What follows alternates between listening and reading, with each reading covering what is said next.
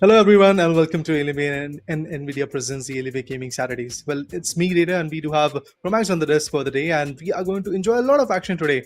It's going to be Valorant so far. So, Romax, first of all, how are you, man? I am doing absolutely fantastic, Raider Bhai, and yep, pretty much excited for the day because it's been a couple of weeks since we were not here. But yep, the Alienware Gaming Saturday is back, and I am very excited for the very first game as well because we've seen a lot of very close matches, and I am looking forward to it. What are your expectations for from the day one itself? I think a lot of competition is going to be there, no doubt in that. And today, guys, there's a different twist. Yes, we are back after like 1 or 2 weeks, so that's why we are bringing 2 different cities today on the action. So from 1 p.m. to this stream has started, and it will go around till 6 p.m. and we are going to visit first of all Delhi, and then eventually we'll get to see the action of Kolkata as well. So it's a pretty fun day, to be honest. And every single Saturday, whenever we get to see in calendar there is a Saturday coming in, we always expect that Alienware Gaming Saturday is going to be there. We are going to see some fresh new talents coming through, some performances being delivered. But yeah, guys, we are back, and I'm looking forward to see what happens today. But let's talk about the stakes. We all know there are bragging rights of being the glorious one from your own city, but at the same point, there is a prize pool as well. The prize pool is massive, 40,000 rupees, where for Valorant, it's 25,000, and for FC25, which will be happening in the offline venue, is 15,000 rupees worth of Amazon vouchers.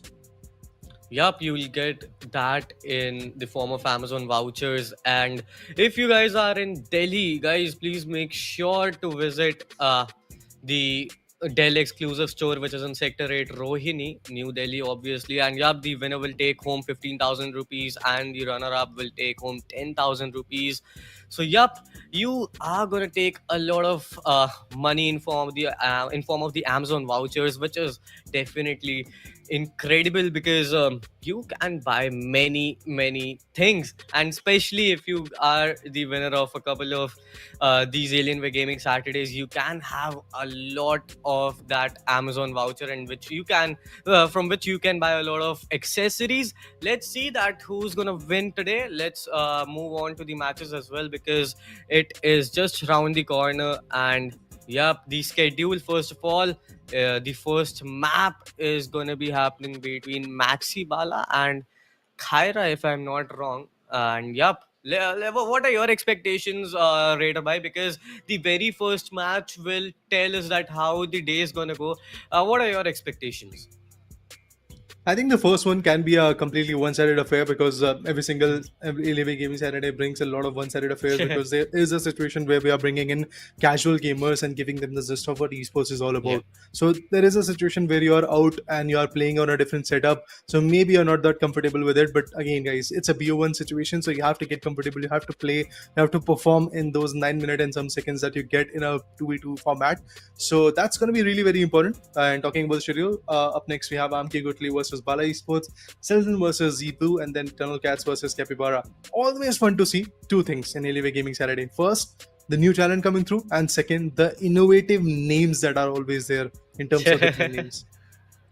Yeah, absolutely. I mean, I've also seen some different kind of names, and in Alien with Gaming Saturdays. Let's see that how this day is gonna go. Amki Gutli, just look at that.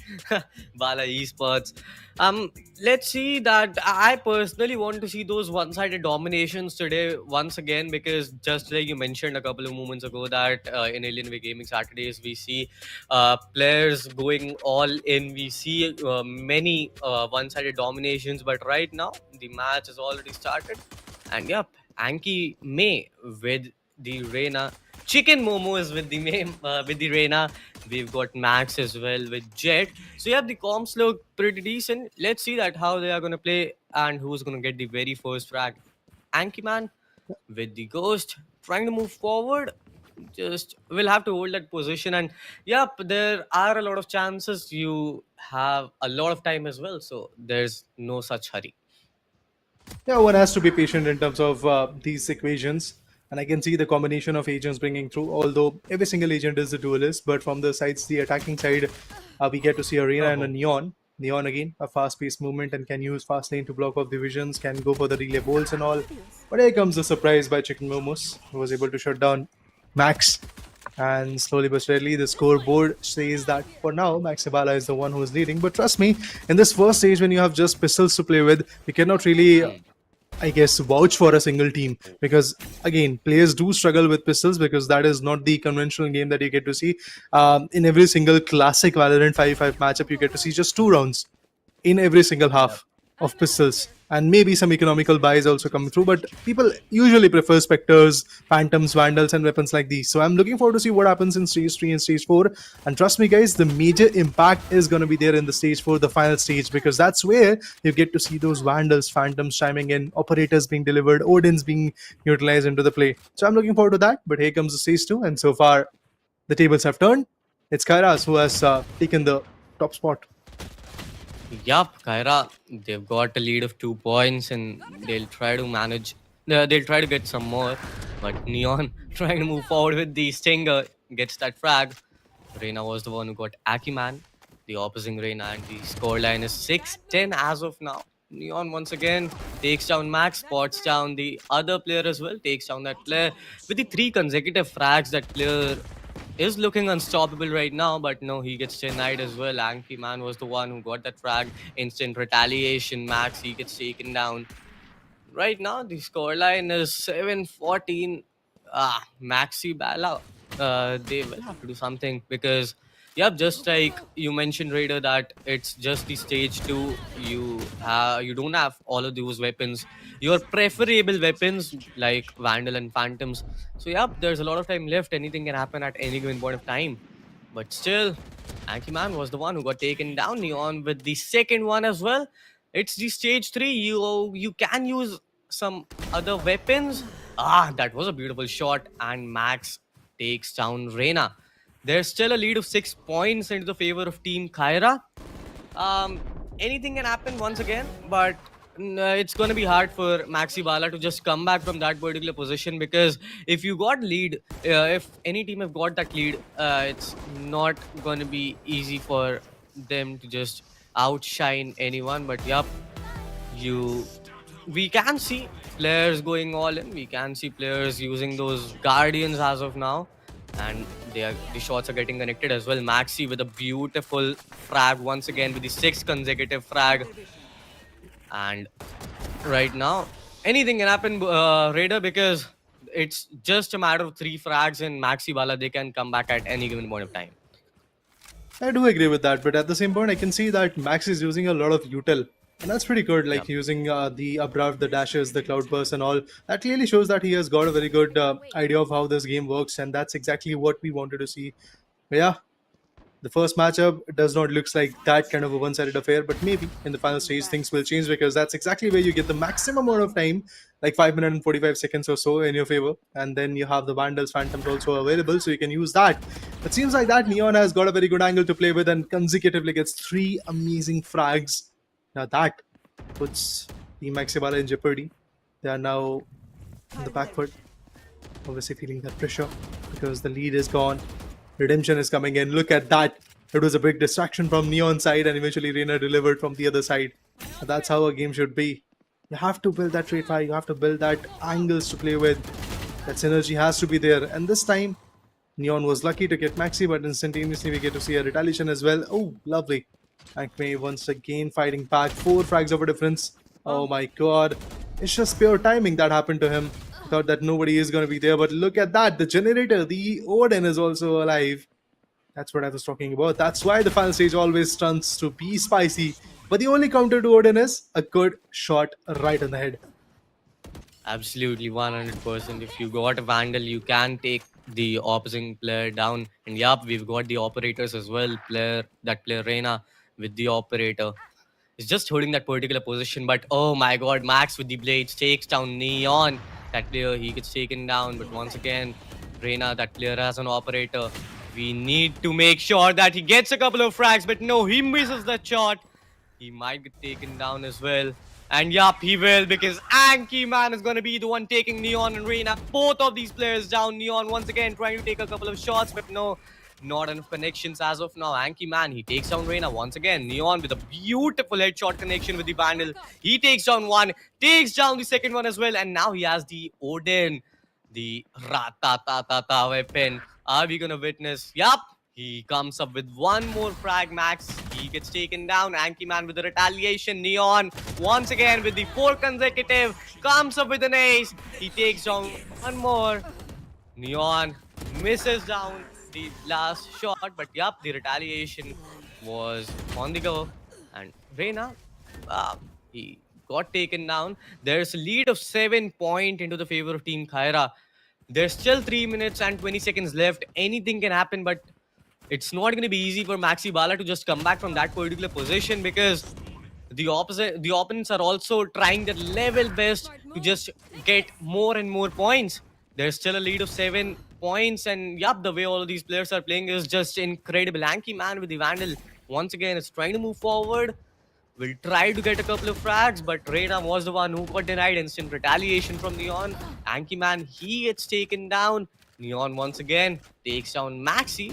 And yeah, now I don't think that it's going to be easy for Maxi Bala to come back, because obviously of the time limit, and the players from Team Kyra are looking absolutely unstoppable at the moment. I still feel there is a good chance if they were able to build up a good crossfire, they can easily shut down the opponents. Yeah, that's exactly what is happening right now. 4 frags of difference. So in about 140 seconds that we are available with, I think there is a good possibility of a comeback, but then again you have to be consistent with your approach and build some good crossfires, and that's exactly what these lads are trying to build. But Neon retaliates. Let's see how far Neon is going to go. Well, not that far. 2 minutes and 12 seconds left. Reina's position compromised, but Reina retaliates with a wall bangable headshot. That's pretty precise. Once again, the positionings are delivered. Look at this. 120 seconds left, and it's a seesaw ride for now. 41 to 44. Pretty close, pretty cutthroat. I think at this point, Team Kyra is just making sure that they are not at a vulnerable spot. They're just building some good composition, building some good angles, and that's how they are retaliating. But right now, the gap is not that much. Just a single point of a difference, which is not going to be that much. But there you go. Once again, Kyra steps up, gets some good points in their name. Last 90 seconds. The clock is ticking. Players have to perform. Ankme. Oh my god, he tried, but he whiffed. And at the end, the other guy was precise enough to shut the player down. Last 1 minute.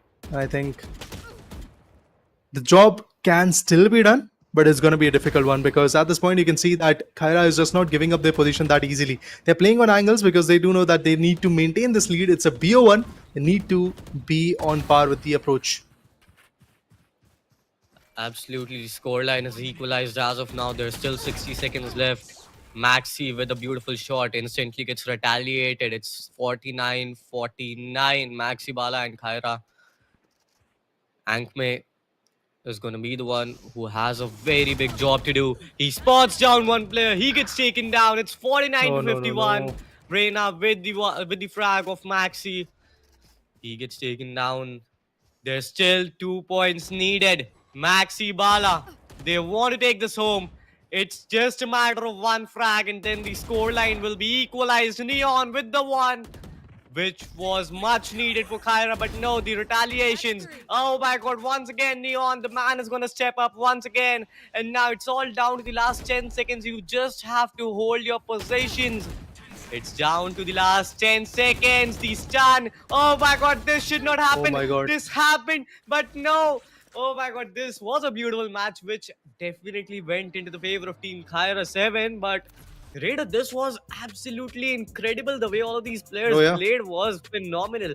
We were talking about the very first match of Alienware Gaming Saturday. That we usually see a one-sided dominated map, but right now this match was incredible. I mean, that neck-to-neck performance was phenomenal.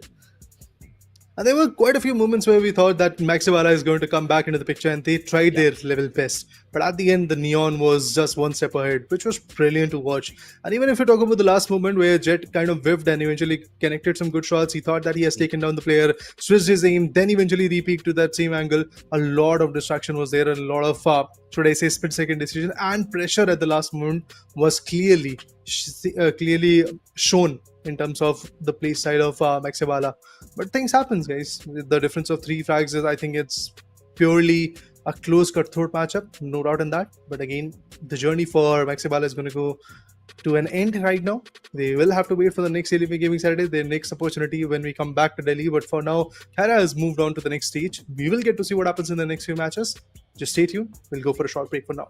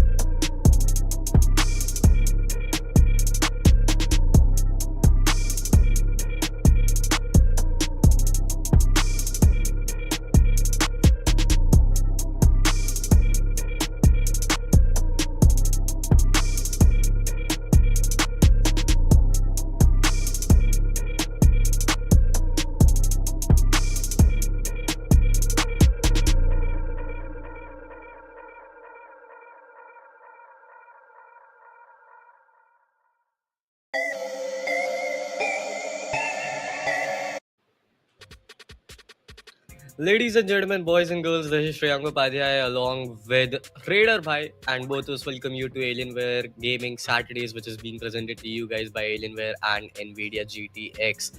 But right now, we've got the match right in front of us. The players are absolutely ready, and yup, the match is started, which is going to be happening between Bala Esports and Amki Gutli. So, what are your expectations, Raider Bhai? This is the question which I ask every single time. So, yeah, what's your expectation from this particular game? I mean, the first one was pretty much close cut. I think this one can be a one-sided affair. It is looking like it is actually a one-sided affair because of the fact that in the very head start we get to see Neon getting already a 3K. That's great. Namki Gutli on the other corner are just getting Gutlis at this point. They're not getting any precious fruit, any points. Oh my god, 6-0 altogether. Maybe the final stage is something where it's somewhere these guys are going to retaliate, but for now it does feel like that. Of course, they're on the back foot. Not even a single frag so far. Back to back 8 frags coming in from the sides of Team Bala Esports. They're here to crush their opponent. Okay, there you go. Right click and a left click. Smooth as butter. That was absolutely incredible. They got 10 points without even a single. Okay, fair enough. They got one, but now the scoreline is 11-2, and Amki Gutli, they will have to step up, because even if it's the very start of the game, you need to step up. Reina with a beautiful frag takes down one. The second spots down the second one, but no, Phoenix was the one taking that player down. We've got that Bulldog, a very, very important weapon, a very nice weapon, especially in stage 2 itself. And yup, The players of Team Bala Esports, they are looking insane. They've got 15 frags and a lead of 13 points in Ooh. their pocket right now. ISO was the one with a beautiful sheriff shot, takes down one. The retaliations are now coming, but I guess it's too late. You need to get 12 consecutive frags to firstly equalize the score, and then you will have to get lead if you want to win this particular game. Amki Gutli, it's not going to be easy for them, but at the same amount of time, look at this. The ultimate, Neon's ultimate is going to come into play. ISO and Reina, both of them are going to get annihilated. Kazi is going to be the one trying to move forward, takes down one, instantly gets retaliated. Phoenix with the stinger in his hand is just holding that particular position. Reina is also over there. He gets denied with a beautiful shot of stinger from Phoenix, but no, Phoenix once again is going to stand tall, takes down one, trying to move forward, spots down that player. Reina takes that player down, instantly switches on, instantly reloads, but no, ISO is going to be the one taking that player down. And right now, Raider, I guess that your prediction was on top, because this is a very one-sided dominated match as of now. Oh, I completely agree with you. So far, it is definitely one-sided. Maybe the final stage. Anything, if it can save, if there is a thing that can save Team Amki Gutli and bring them back into the picture, is the final stage. So if anything, I'm just waiting for that. I'm just patiently waiting to see if that is going to be the case, where we get to see utter retaliation coming in from these lads of Amki Gutli. So far, of course, they're on the back foot, but they are slowly catching up. That's what I have to say at this point, because 28-10, yes, of course, 18 frags of a difference, but remember, in the initial stage, they didn't even get a single frag in their name. But now they are fighting back. Yes, of course, not that good, but still, they're right there into the picture. So, I think, still, the competition, the banter can be there till the end. And look at that. There comes the running back. Phoenix gets the value. Overdrive was pretty much fruitful for these lads, but Kazi is now super duper low. There's a distraction. Reina delivers. And still pushing in. Hot hands. This is the best part, that Neon is fast-paced, and on the other corner, obstacles are being developed from Phoenix's side. That's exactly where these lads from the other side, they are getting stuck. Because with ISO, the kill contract can isolate the place, but again, it demands a lot of all tops in this situation.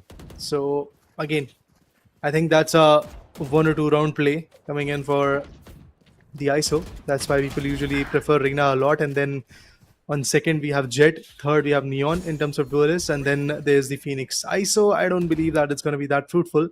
It's just sheer gunpowder that ISO has to have. 100%. But as of now, the scoreline is 35-16. And yup, it's not going to be easy for Amki Gutli to come back, but yup, they are trying their level best. They are getting those consecutive frags. Right now, Reina will have to step up once again, but no, he gets taken down with a beautiful shot of Vandal from Kazi. Kazi once again gets spotted, gets taken down. The scoreline is 36-20. Amki Gutli, they are trying. Oh my god, with the ultimate once again, ISO. But no one was doing that, and that was a complete waste. That player, ISO, he gets taken down. Phoenix with a beautiful shot once again, takes down Reina as well. 38-23, 39-23. And Kazi was the one who got last frag. Kazi, at the current point of time, he's vulnerable. Not anymore. And is trying to spot a couple of players down, but no, he got spotted. He got taken down as well. Phoenix was the one taking that player down. ISO, he also got denied. And right now, I don't think that even the final stage is going to help Amki Gutli, because it's all about the time. You got 4 minutes, but the difference of scores between you and your enemy is too much, I guess. Yup, ISO with one. He was short-sighted. He was blind, to be honest. He got taken down as well. And right now, it's there's still 3 minutes and 30 seconds left, Raider, but obviously it's not going to be possible for them to come back, because the score difference is too much. You first need to equalize the score, and then you will have to get a big lead in order if you want to win this particular game. But there's the Empress. I still have the hope alive that the Empress with the higher fire rate and eventually infinite HP. I would love to see how far this lad is going to go. But Reina, again, these angles, you have to deliver on that. ISO gets isolated, he gets taken down, and look at that. Okay, that's great that you have taken down Phoenix. Had to switch up the places, because otherwise Neon could have easily taken the player down, and that's exactly what happened. So with the ultimate like Empress, you get a single frag, and throughout hands, Phoenix is going to take down ISO as well.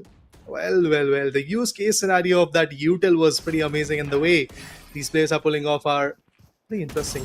And one more thing that I had to point out is basically that Team Bala Esports has got those kind of agents who can isolate the sites, who can isolate the angles with the Phoenix wall, or eventually you talk about the fast lane built by Neon's abilities. You can isolate the angles and then eventually distract the opponent, and that's exactly what they're doing in every single round. If you see, they are just putting up the pressure onto the opponent by isolating the sides. Still 16 frags of a difference and about 130 seconds left onto the table.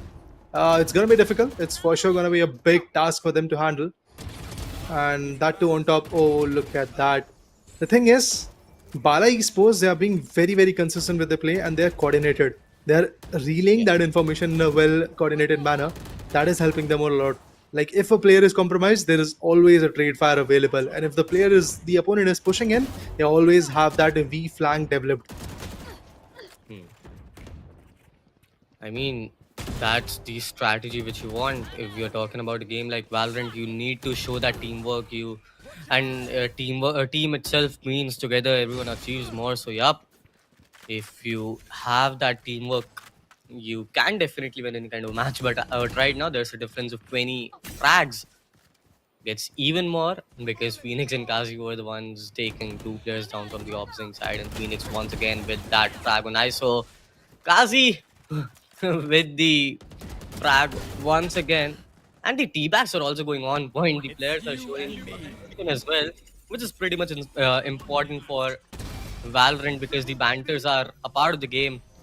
Right now, Phoenix with that frag once again. It's down to the last 50 seconds.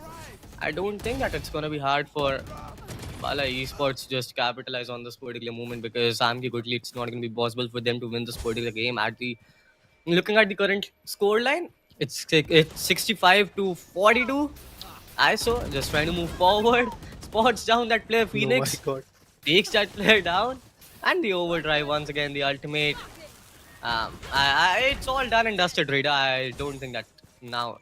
So now, obviously, it's not possible. But yeah, this was a beautiful match, and Bala Esports, they dominated from the very first frag itself. Yeah, Goodly, they came a very nice way because I still remember that by the 10th or the 11th frag, they didn't have a single point into their pocket.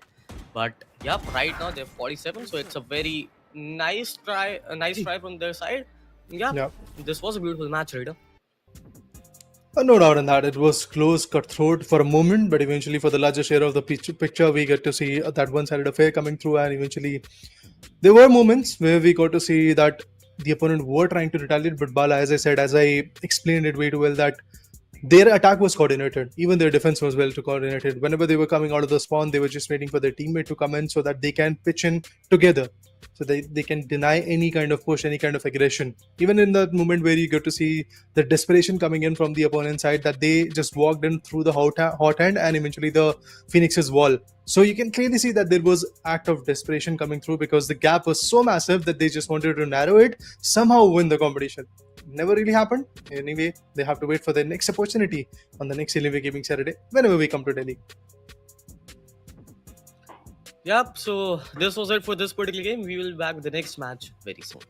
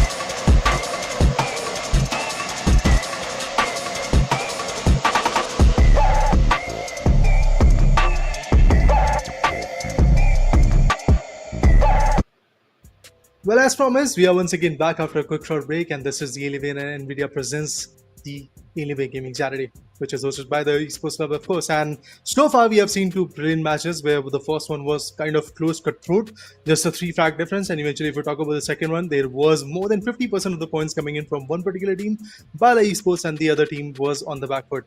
But now, let's talk about the third one. Let's see what happens in this particular matchup. The game is already live. Zblue versus Sheldon. That's the two teams that we're going to see. Where Neon is super duper low, but he started off with a banger as he gets the first frag. Yep, the very first frag went into their favor, but Reina once again with the blinds with the Leo. He's trying to take a couple of shots, but no such connections. Reina from the opposing side, he gets taken down. Reina once again with a beautiful shot takes down the opposing guy. So Sheldon, they've got a very nice start. They've got 3 frags, but Zblue are gonna be the ones equalizing the score line as of now. There's still a lot of time left. There's still a lot of frags to come. So yeah, anything can happen at any given point of time. Kami with the Ghost right now. Yup, shots are being taken, and Zblue, the one which was behind just a couple of moments ago, are right now leading with one frag in their pocket. Still, the scoreline is 6-5.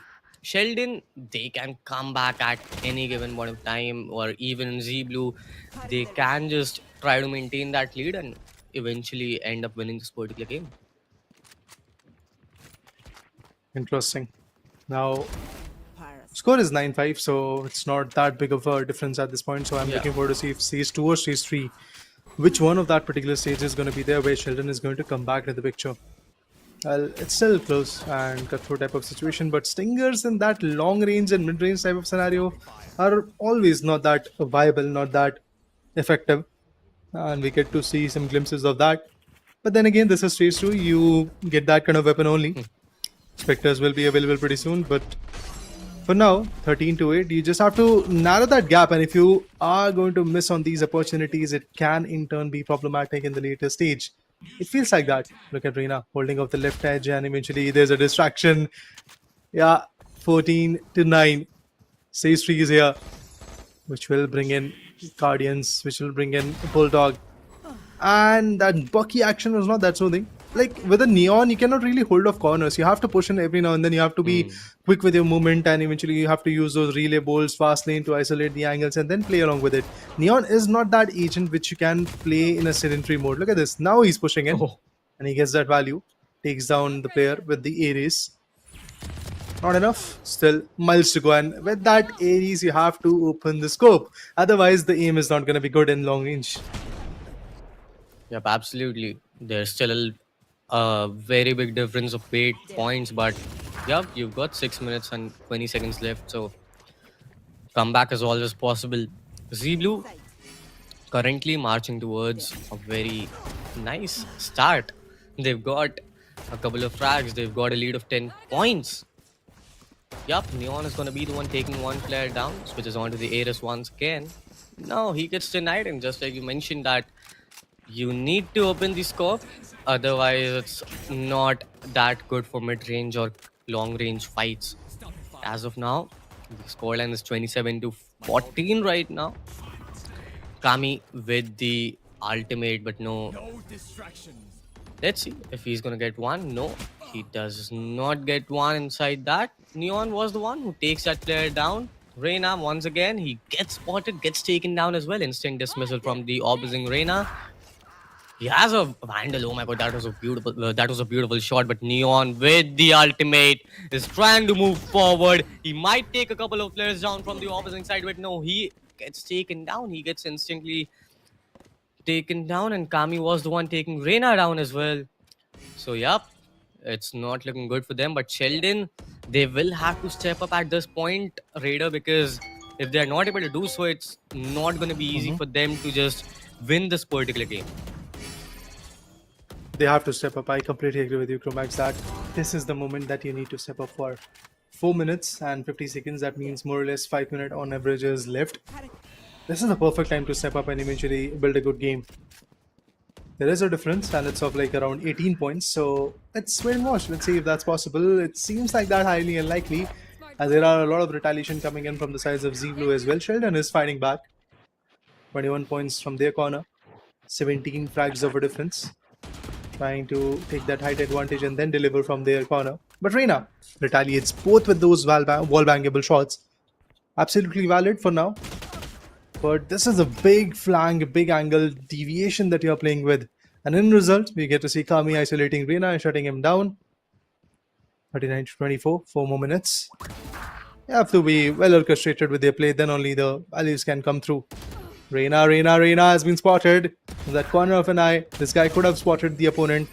He failed to do so, and there's the result. 3 more minutes.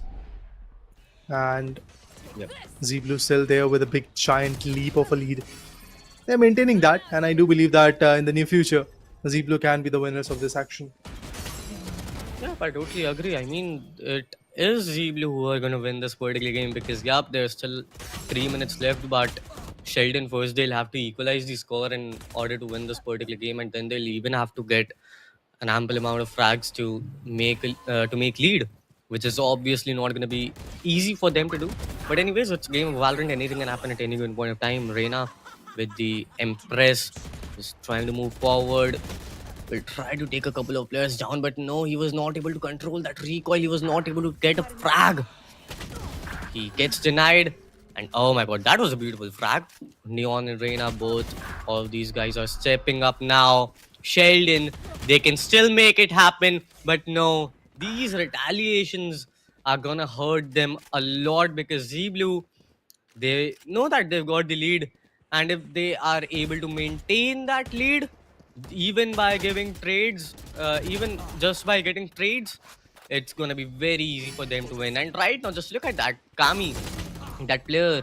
He's gonna step up. He's gonna take 2 players down. Instantly gets retaliated, but Jazz was the one taking one more player down. Spots down the second one. Neon, he all gets taken down.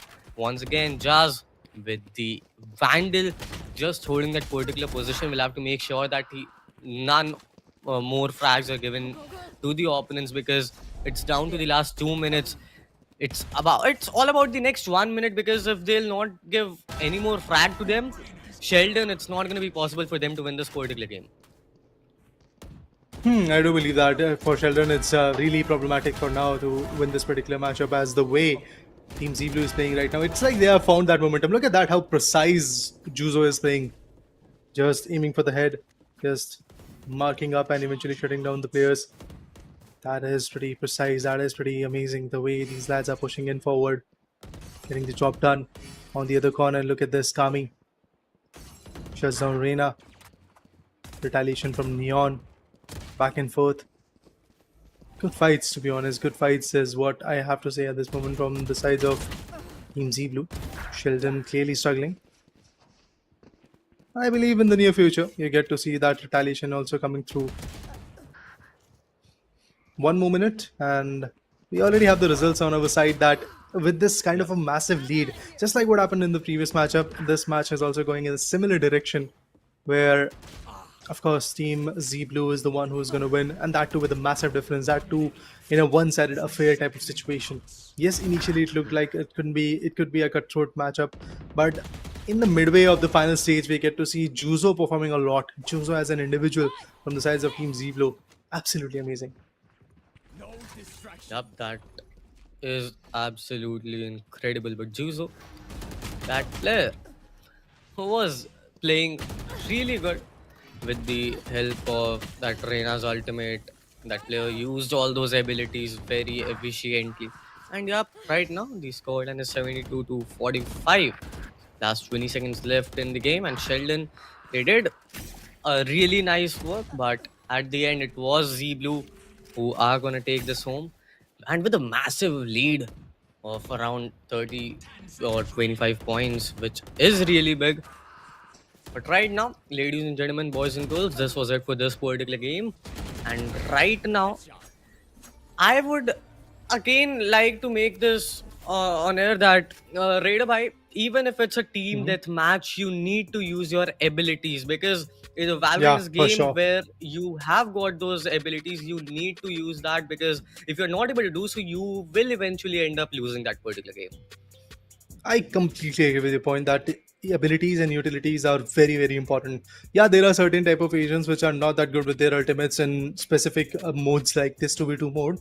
But then again, your utils are very, very important. And of course, I do believe that the choices were right enough that they were choosing all the duelist compositions, not bringing in a sentinel or eventually a controller or maybe an initiator. So that was good. But eventually, not using those utils can obviously affect your lot. Juzo on the other corner with those layers, Devour's dismissal, and the Empress, he was efficient, and that's exactly why they were able to prevail. Kami was on the back foot, but situations like that will happen.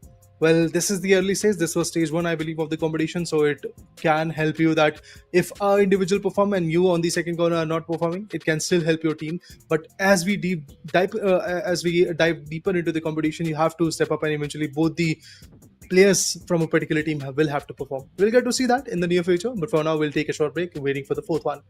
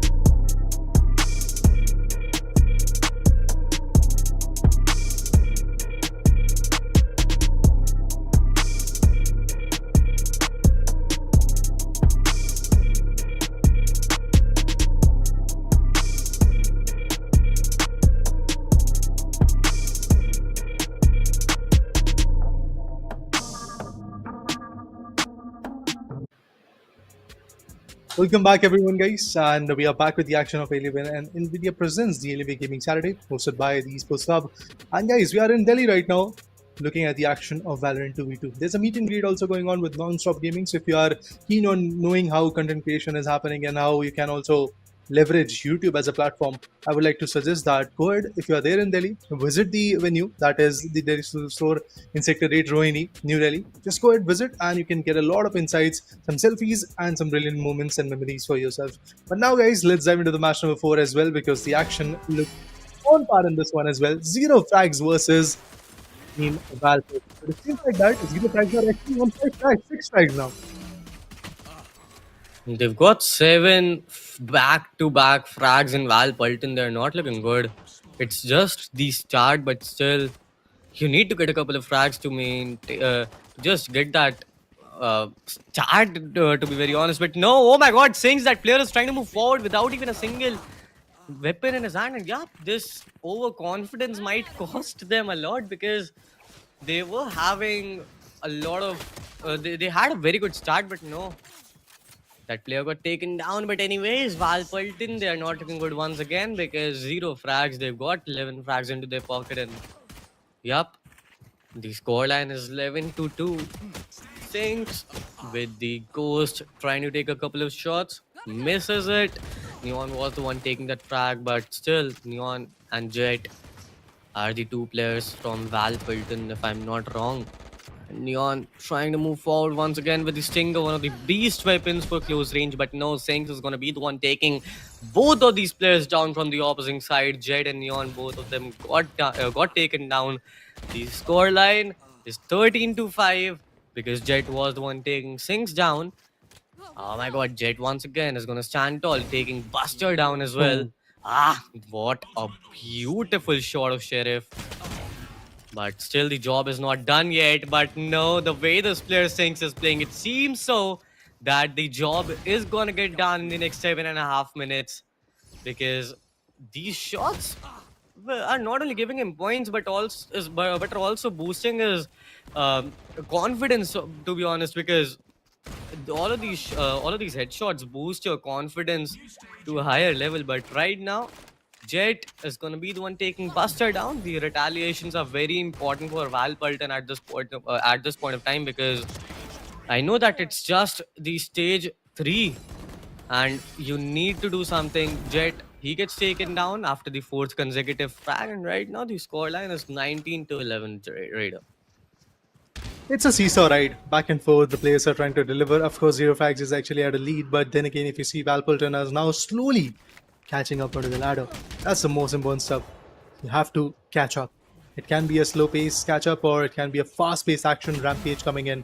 But you for sure has to catch up, and seems like that Sings does not like that. He wanted to retaliate, he did retaliate. A lot of dashes, a lot of updrafts being utilized from the other corner, but Neon, is he once again going to go down? No.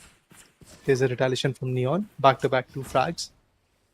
Bladestorm is available. Can go for that. Jet, if activates the Bladestorm, can be beneficial. But look at this. Jet and Neon working in a sync, working in a harmony. Getting back-to-back 3 amazing frags. Once again, peeking from a similar angle. Oh my god, Sinks retaliates, and he did it again against Jet as well. 23 to 17. For a moment when it felt like, yes, they are coming closer, there was a retaliation from Zero Frags. Once again, Val Pilton is stepping up on a notch. And we are now at the final stage in just a single second. Yep, there you go. The final stage is here. Oh, what was that? Buster. He had his aim, he had his crosshair right on the head, but never really shot a single bullet. These are some things which you got to keep in mind if you want to win this particular game, because Zero Frags, they had a very big lead, but Val Pilton, the way these players came back from that particular situation is incredible. What a beautiful shot once again from Jet, using those blades right now. We'll have to make sure that he gets at least 2 or 3 more. Trying to sneak in, gets 1 more, switches on to the blades once again. The cloud burst as well, but oh my god, this player takes down Sinks once again. Now the shots are gonna get missed, but Jet, he knows the importance of that frag. Yup, the scoreline is 27 to 27. Val Pilton out of nowhere, they're gonna equalize the scoreline, which didn't seem so, because in the very beginning they had Zero Frag Esports, they had very big advantage. But right now, Sinks, with 1 more frag on Neon, instantly gets retaliated with a beautiful shot of Vandal from Jet. It's a 30 to 30 scoreline. Jet with the operator. There's still 4 minutes left. I thought that it's gonna be a very one-sided dominated match, but right now it does not seem so.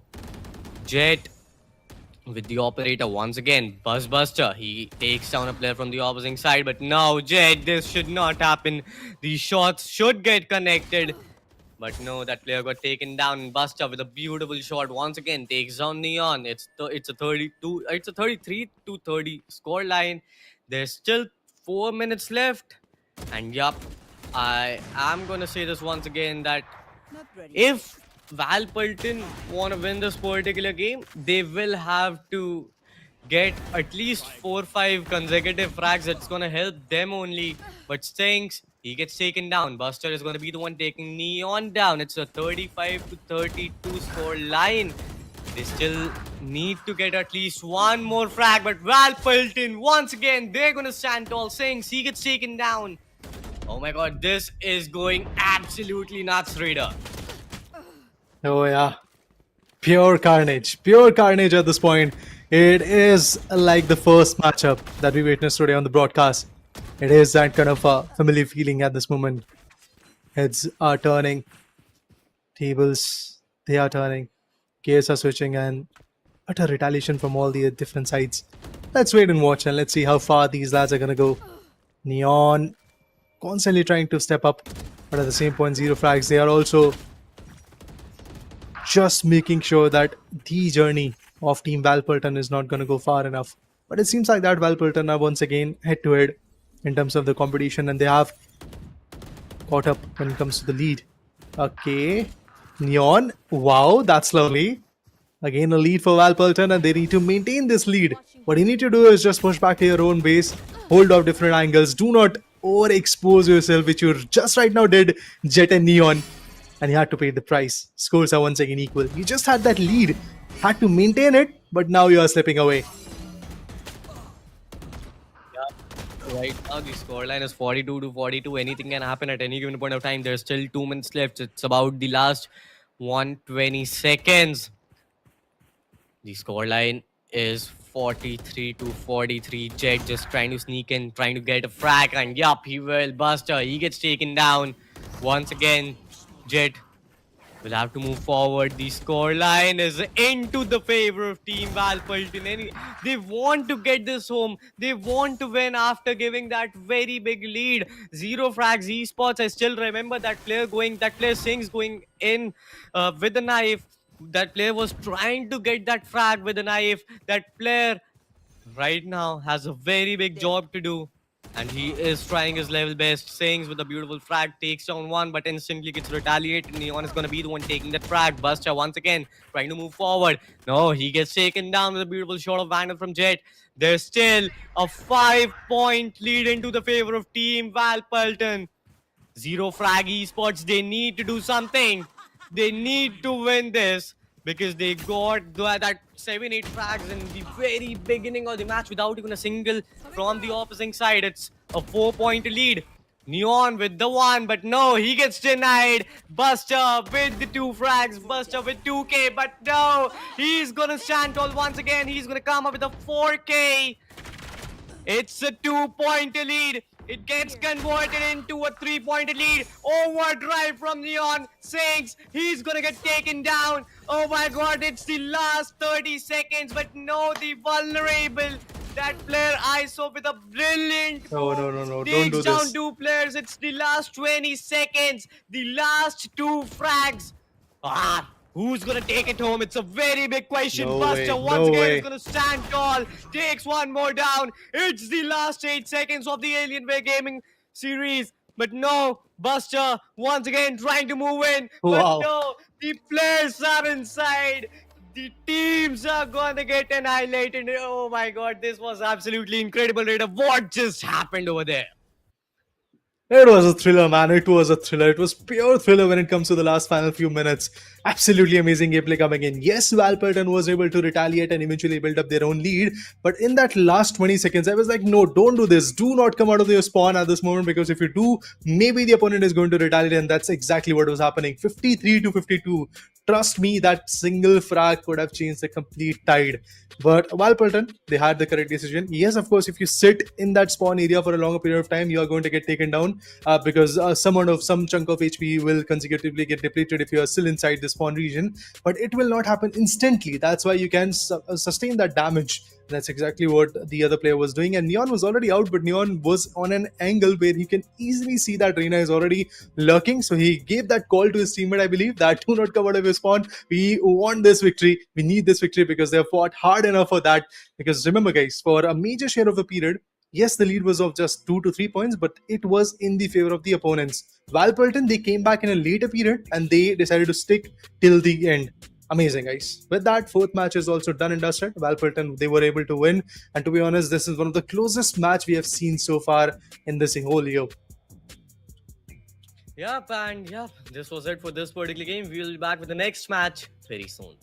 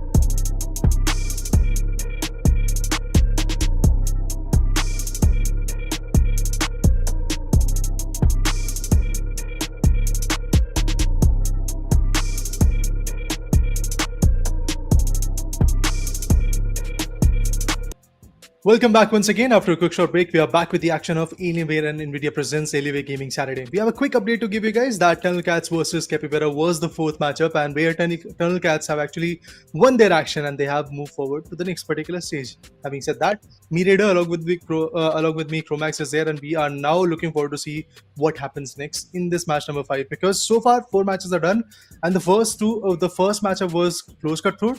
Fourth was close cutthroat. In between the second and third matchup was pretty much one-sided. Now we are here with Zen Frags and Val Pilton.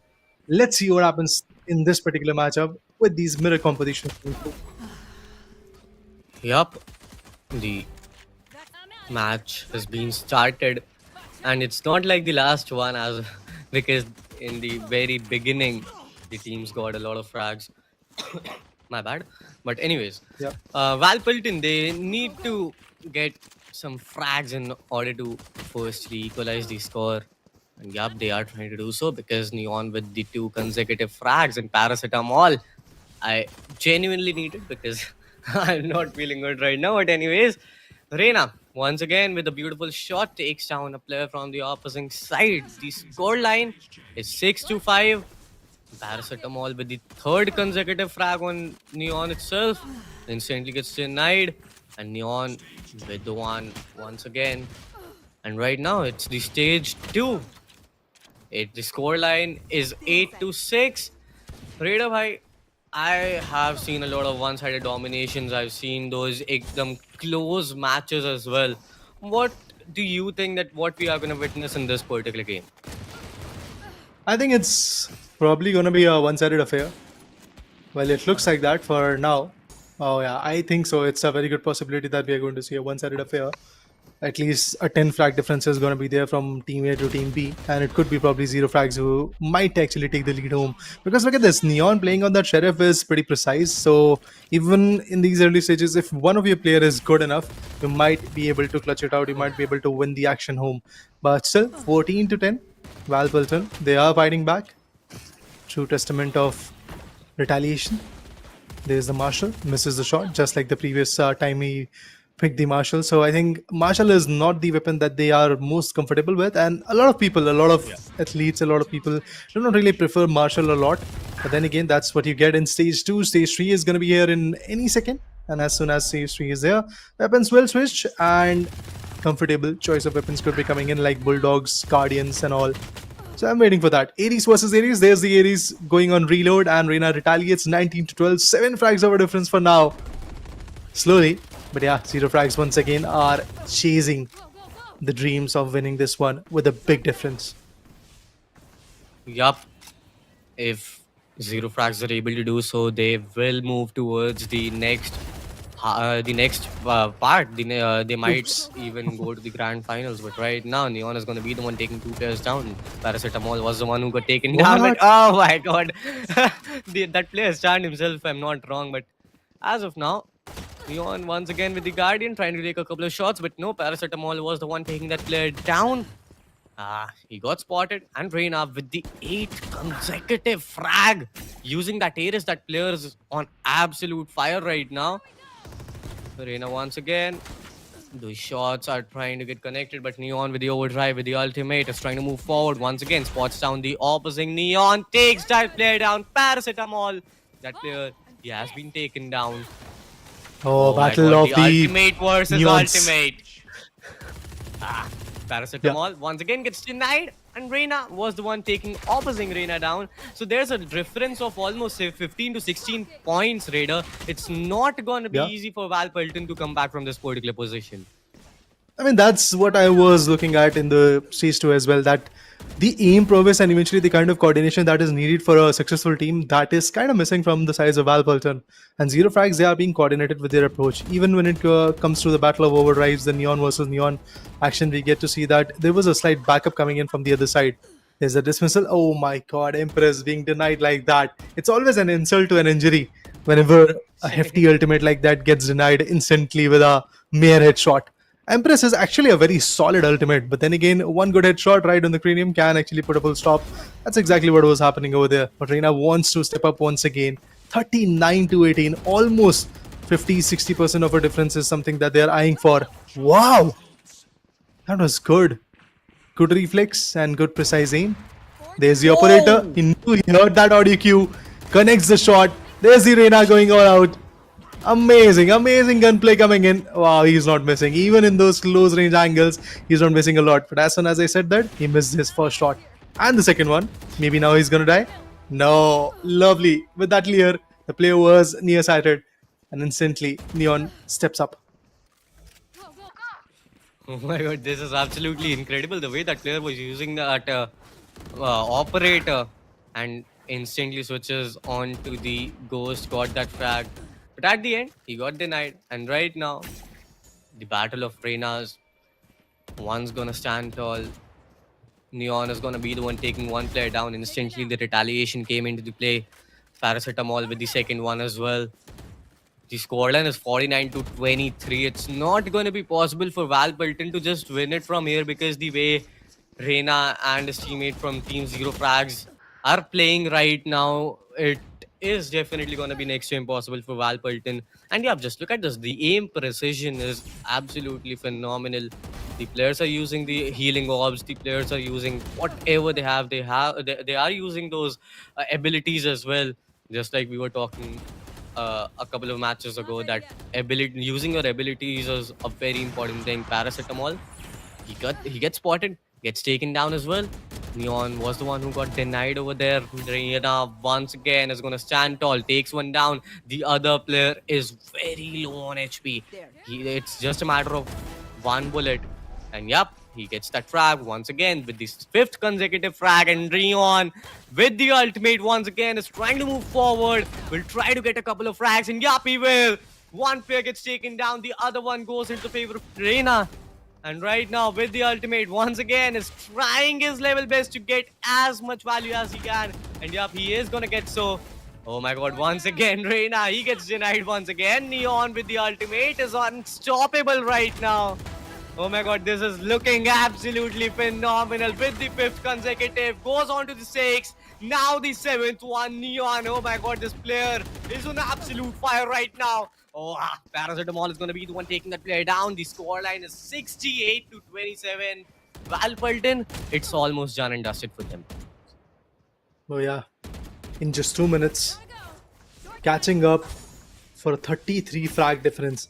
It's near impossible. That's what I feel at this point, and I do believe that the game is going to go in the favor of Team Zero Frags. There's no doubt in that, and that too, a one-sided affair, as I was talking about as you initially asked me. So yeah, difference is massive. Let's wait and watch.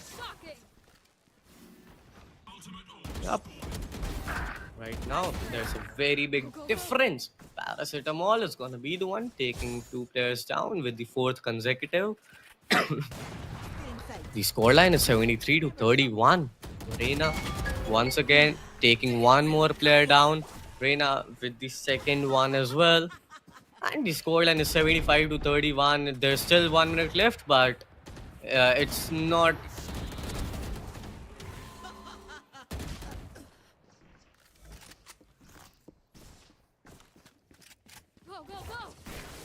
I think the only option that is left right now from Val Pilton is just grind a bit in this particular matchup in the last 1 minute. What they can do is just kind of narrow down the gap, which is again a little bit difficult, but Neon retaliated well. Paracetamol goes down.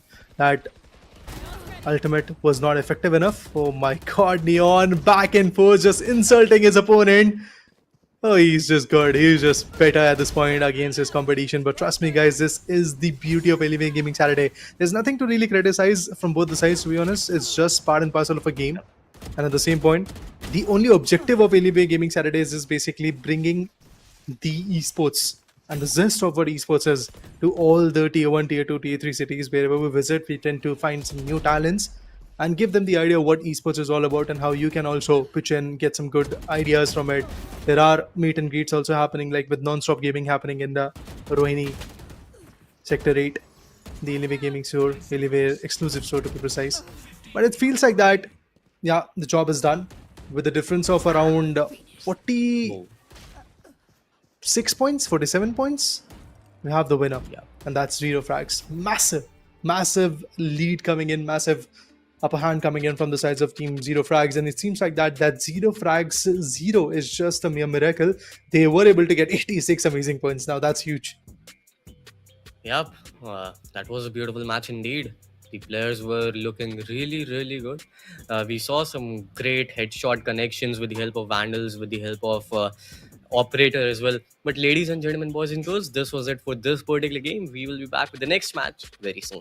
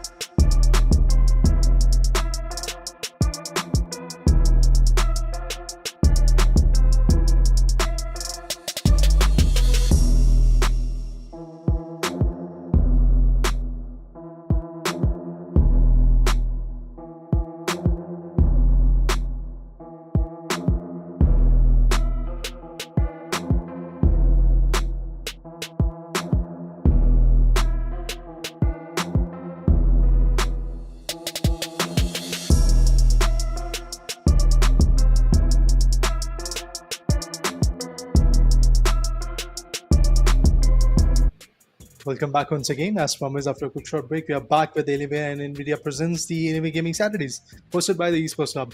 Now we are looking at, I think, the sixth matchup. So let's wait and watch. Let's see what happens in this one. So, yeah, sixth match is going to be live on your screens very soon. Yeah, there you go. The teams are Katis Biradari versus One Up. I'm looking forward to see what happens. Oh, there you go. Under shuts down Akuma.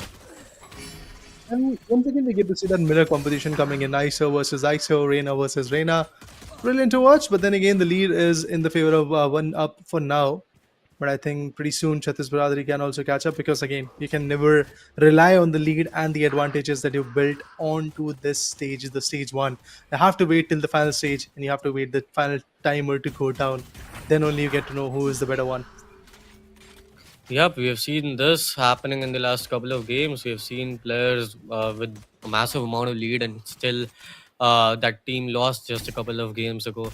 But right now, Chhattis Biradari, they've got 5 frags into their pocket. The 6th one comes in. 1_UP, 1 UP, 1 up, if I'm not wrong. Let's see that what's that. But anyways, Akuma is also over there. He gets denied. The scoreline is 6-9. There's still a lot of time left. Anything can happen. But yeah, with the team with a better, the team with better points will obviously have an advantage because One Up, if they are here, if they want, they can experiment some things because because they have the amount of lead. They have 4-point lead right now. Chhattis Biradari, they need to step up. They need to firstly equalize the score, and yup, they are onto it. But no, that player Akuma, he gets denied. The scoreline right now is 9-13, but still, there is a lot of time left. Anything can happen. This is the stage 2. It's not even the stage 3. Get Bulldogs, Guardians. So yep, anything can happen. There's still a lot of time left. Raider. Yeah, I do agree that there is a definitely enough amount of time left. Things can go the other way around. Chhattis Biradari, they're slowly catching up. They're slowly fighting back into the picture. Not good, to be honest, at this point because of the fact that One Up is just constantly barraging their opponents and they're just maintaining that gap of 5 to 6 points every now and then. It's good enough for them, but there you go. With this Sheriff breaks down the shield. The rest of the job was done by Thunder. Brilliant. 20-13. And still closing. Still inching closer and closer. The lead, the advantage. CS3 is already here. That means the Bulldogs and the Guardians are now available. Even the Ares is available. So whatever you want to go with, you have to be just on par. You just have to be precise and be effective. Have to have that coordination in terms of the play. And it seems like that now everything is working fine for the sides of One Up and they're just maintaining that lead of 5 to 6 points. Now the lead is of around 10 points, 10 to 9 points. That's great. Yeah, you've got a lead of 8-9 points, and especially it's in the 3rd stage, so it's a very nice thing for you. But Akuma, healing himself down, spots a player, takes that player down, switches on to the 2nd one as well, takes that player down. He's got that heal ult, or he's got that heal orb as well. Uses it, but no. All Might was the one taking that player down. There's still a very big lead. One Up, if they are able to maintain this lead, which they have right now, they can easily win this particular game because there's a lead of 10 points into their favor. The trade fires are going to come. Thunder is going to be the one taking 2 players down from the opposing side. All Might just trying to move forward with the Leo. Try to blind as well, but it's gonna work. If it's gonna work into his favor. That player Ripper, he gets taken down. Akuma with the ultimate takes down Thunder, and yep, Akuma once again is gonna take down one more player. The scoreline is 22-32. It's a very big difference, and especially in the final stage because you've got those Vandals. Now, if Chhattis Biradari want to come back, they will have to do something from this particular second itself because it's only down to the last 5 minutes. You need to step up, and if not now, then when? Yeah, this is the moment. Final stage is already here. You get your preferred weapons. This is the moment where you have to outshine your opponent. This is the moment where you have to buckle up and go far enough to put the opponent down the drain. Let's see if that's possible. Kuma, yes, he is doing good, but at the same point, All Might retaliates with not just a single frag, but 2 frags back to back. 38 to 27. Kill contract all in vain. This always hurts. Whenever ultimate that is so much ult of consuming goes down, it always hurts. All Might is now at like 4 back-to-back consecutive frags. Around the other corner, there's a glitch pop operator also available. So if you miss by a Vandal, you can get hit by an operator. Ah, no, no, no. Akuma.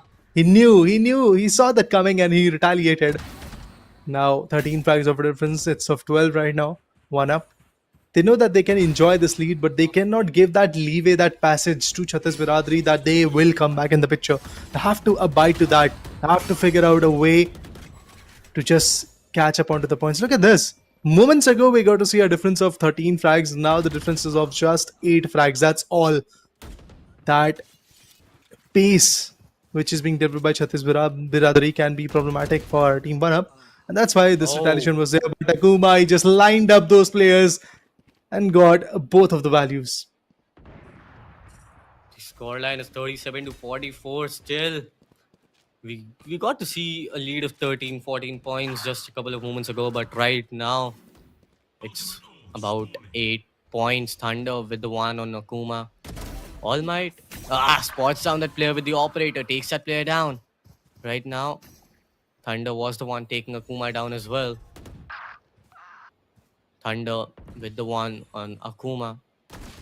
And right now, 1UP, they have got a very big advantage. They just need to hold on. They just need to hold their nerves and then win this particular game. But no, oh my god, Ripper, what was that? Takes one player down, instantly gets retaliated. But no, Thunder was the one taking Akuma down as well. Instantly gets the recovery orb as well. Takes the shield, which is a very big advantage for any ISO main. We got that shield, and now with the 5th consecutive frag, Thunder is looking unstoppable right now. Yup, he is, because he gets one more with the 6th consecutive frag, instantly gets denied, but no, he has done his job. There's a lead of 14 points if I'm not wrong.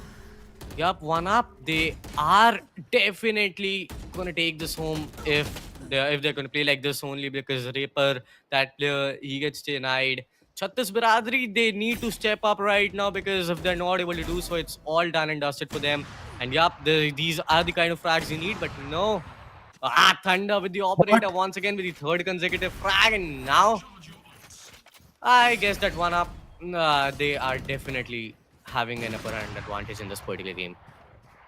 Yeah. I mean, the lead is of like 16 points. Look at this. Thunder just waited patiently, because Thunder is like, I am also a player who loves to play on the operator.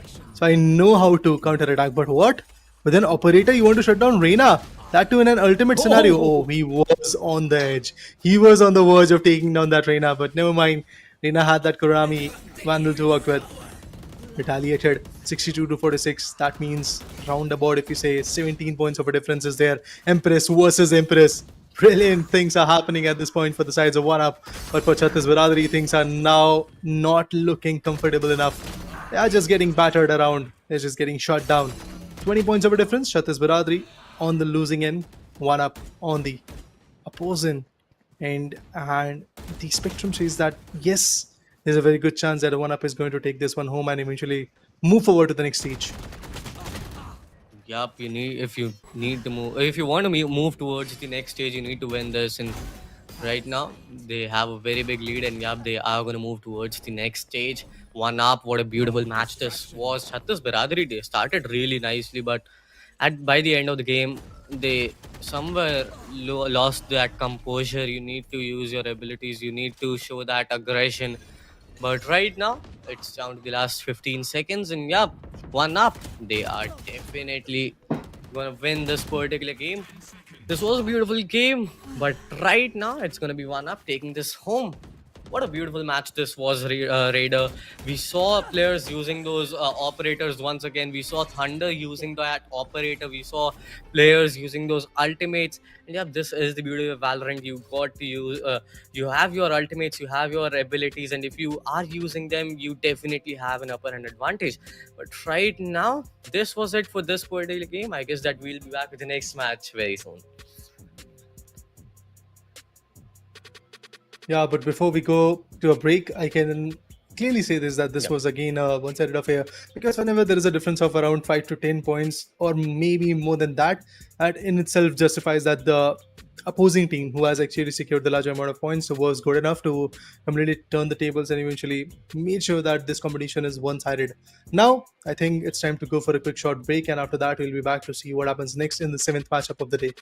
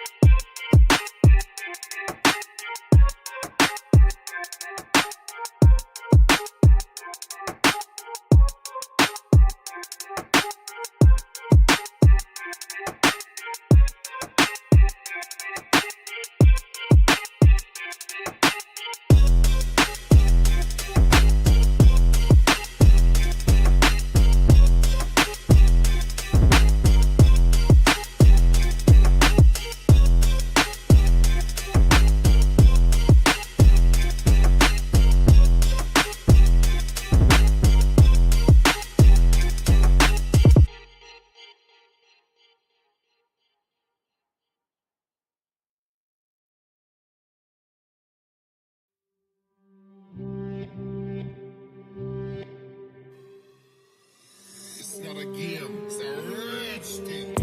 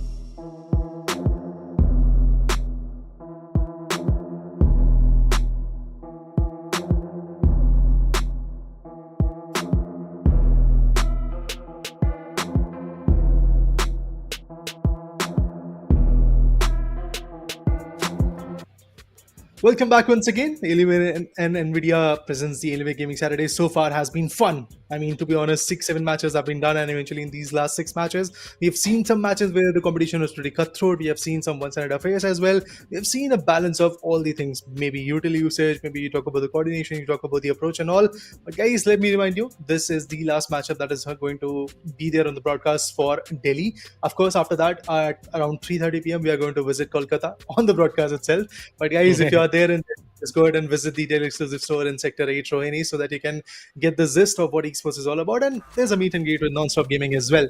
But now, guys, let's talk about Team Illuminati versus Omnicide. Pretty fun names to watch, but pretty fun performances as well. That's what I'm expecting. Yup.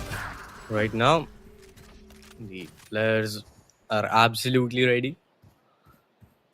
And yeah, we've got Reina right in front of us with that ghost right now. And yeah, ISO also using that particular ghost. Shots are being taken. And yeah, they will get a couple of frags. Reina with the fourth consecutive frag in the very beginning of the match. And yeah, Illuminati, they will have to step up. They will have to do something because Reina, that player, got the recovery orb as well. So now he has an upper end advantage as well. Shots taken once again, and Yap with the 6th consecutive frag in the very beginning of the match. Pookie, that player, got taken down, but instantly with the retaliation, Pookie itself is going to be the one taking Reina down. The scoreline is 4-8. Pretty interesting. I think when it comes to the stage 1, both the teams were doing decent. On the side for now, they definitely have that edge, and I believe that ISO, known as Osho, was trying to go ahead and get that knife done. It never happened, but the way he charged, it felt like that he is going to go for the knife. Never mind, 6-11. Omnicide once again on the leading part. Osho trying to retaliate. Pookie, he's out there with that jet as an agent. Again, remember guys, we have talked enough times that you have to use utils. And what was Pookie doing? Pookie saw that Reina is on top of that ledge. He still decided to not look at that corner, thinking that he might not have seen me. But no, this is a game where angles can be penetrated, areas can be spotted, and that's exactly what happened to Pookie. Now Pookie needs to step up, Pookie needs to retaliate. But there's the wall bangable shot coming in. Reina instantly goes in for the dismissal. That always hurts. And you have the player lined up, but eventually the dismissal or the TP, like Yoru, goes in for the gate crash or rendezvous with the help of that chamber. If the player goes out, you are like, oh my god, I had that aim already appointed, but still the action was not good enough. 17-10, Omnicide still with the lead. Stage 3 is already here. I do believe that Omnicide will take up a good amount of lead. It's the final stage which will be the decider stage, I believe. Yeah, but I mean, if you got those Phantoms and Vandals, that's the most important thing, especially in a team that's matching. Yup. Oh my god, what a beautiful shot that was, and instantly that player uses the draft. But anyways, right now, Pookie trying to move forward, spots down that player. That player was nearsighted. He gets taken down. Pookie once again trying to move forward with the Guardian, but no, he gets denied. Reina is going to be the one taking the frag. ISO with the Guardian once again, trying to take a couple of shots, but no, it's not going to get connected. But no, yeah, it got connected, but not enough to take that player down. At the end, Osho was the one who got taken down. Instant retaliation from Pookie because it is the final stage, I guess. No, it will be the final stage in the next couple of moments. And yeah, Omni side, they have an advantage of 4 points. Now 5. They can definitely take this home if they are able to maintain that lead. But they'll also have to make sure that if they want to win comfortably, they will have to get a couple of more frags and some bigger lead. Right now, Illuminati, they can even win this. Anything can happen at any given point of time because it's the final stage. There's still 5.5 minutes left, and the difference is of only 2 points. That means this one is a cutthroat action so far. Both the teams are playing that catch-up game. Both the teams are trying to step up a notch and eventually deliver this matchup home. Because remember, guys, it's a PO1. So you just have a single chance to perform. You just have a single chance to claim that throne and move forward to the next particular stage. They're trying their level best, but seems like that things are not really working out for either of the teams. Because sometimes it's Illuminati who is catching up with the lead, sometimes it's Omnicide who's on the catch-up game. But there's the Access operator available. One good shot is always soothing to hear and eventually soothing to give you that point. But can you connect that shot? He did. Pookie finally connects a good shot of that operator. Operator versus operator. ISO versus Pookie. ISO is not available with the shield, so one single shot of that operator can be enough to put down this ISO. They have to calculate their approach, then only the values will come through. And look at this, both the teams are now very, very strategic. Yes, of course, Omniside's Reina is now pushing a little bit more. But other than that, the other two guys from the opponent's side, Illuminati, they are just maintaining that pace.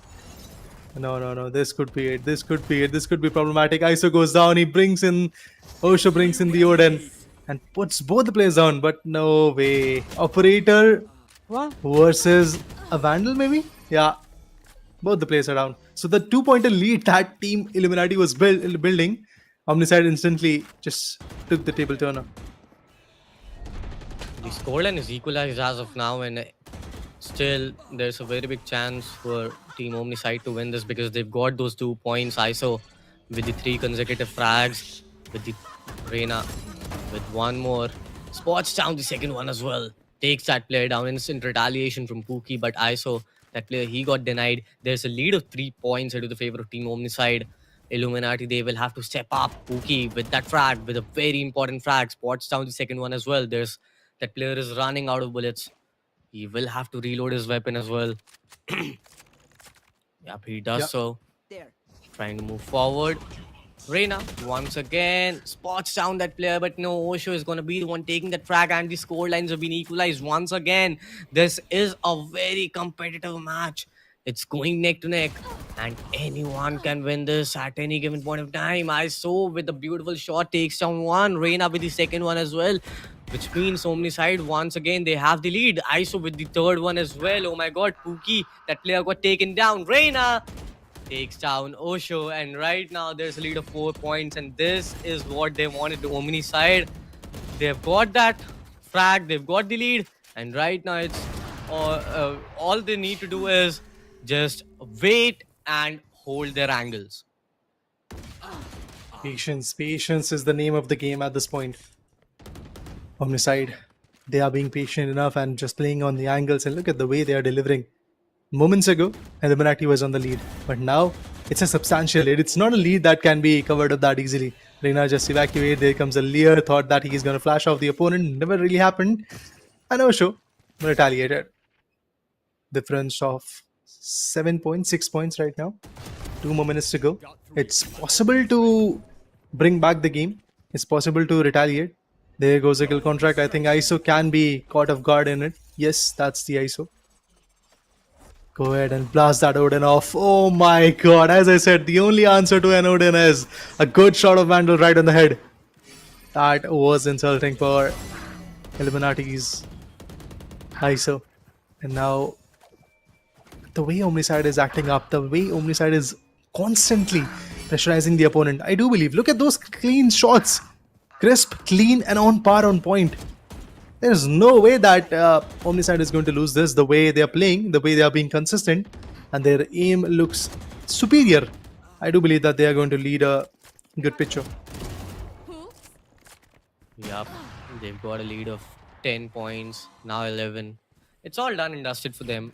Illuminati, it's all done and dusted for them. Omniside, they've got a very big advantage. They just need to hold right now.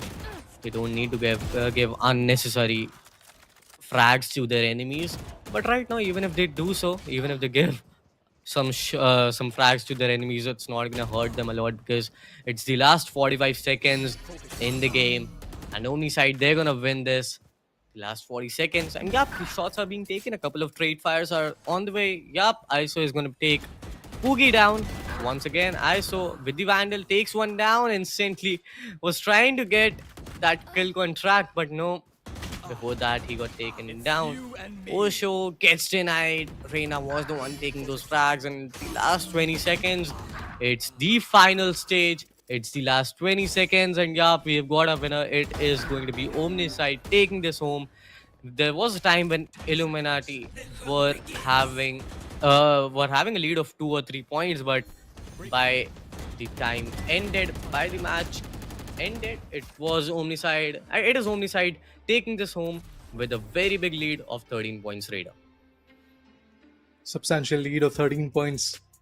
Omniside, as I said earlier as well, that Illuminati for a very good amount of chunk, like for stage 1, stage 2, and stage 3, almost they were on the lead. Illuminati was acting up quite good, but at the end, Omniside, as I said, final stage will come and things will change. That has been the go-to scenario for all the Alienware Gaming Saturdays, because whenever you talk about VALORANT, the final stage has got a very good amount of points, like 5 minutes and 47 seconds, I believe, somewhere the time that you get for the final stage, and you have Vandals, operators to work with, Phantoms and Odins to work with, so obviously are going to be the most beneficial and comfortable at the same point in that moment. Omniside decided to just cash in on it, and look at this, how beautifully Omniside with 13 points of a difference were able to win their ticket to the next spot. Yup, and this was a beautiful match indeed. I mean, the way all of these players played, just like you mentioned that Illuminati, they had an advantage in the very beginning. But yeah, by the end, it was the other team taking this home. But ladies and gentlemen, this was it for this particular city, I would say. We will be back with the next city, which is going to be Kolkata, if I'm not wrong. And yup, we'll be back in the broadcast very soon.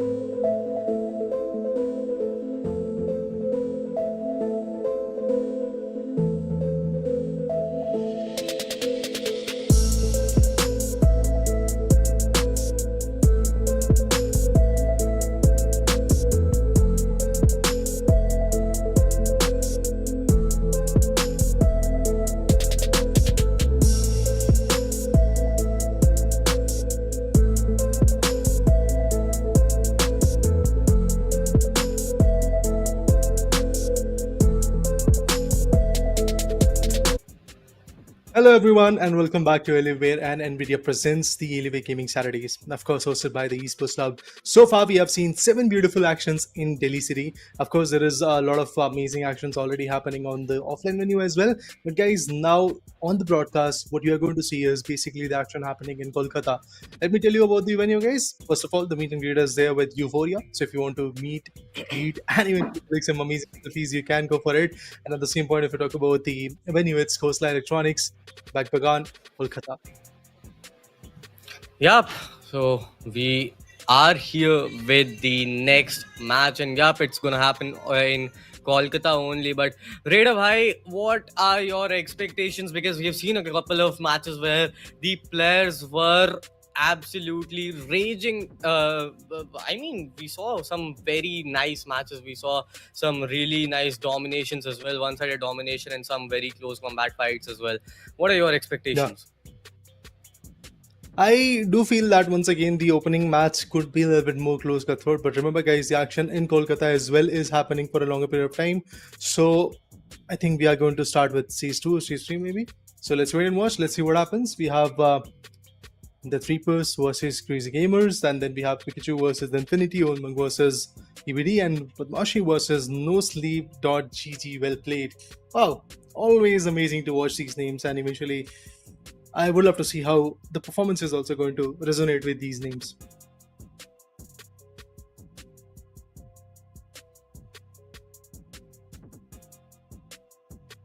Well, but now, Okay, so yeah, I first think, match is yeah, going to be there between team the three-person Crazy Gamers. Let's see that who's going to take it home. The match after that is going to be happening between Pikachu and yup, there are some more teams.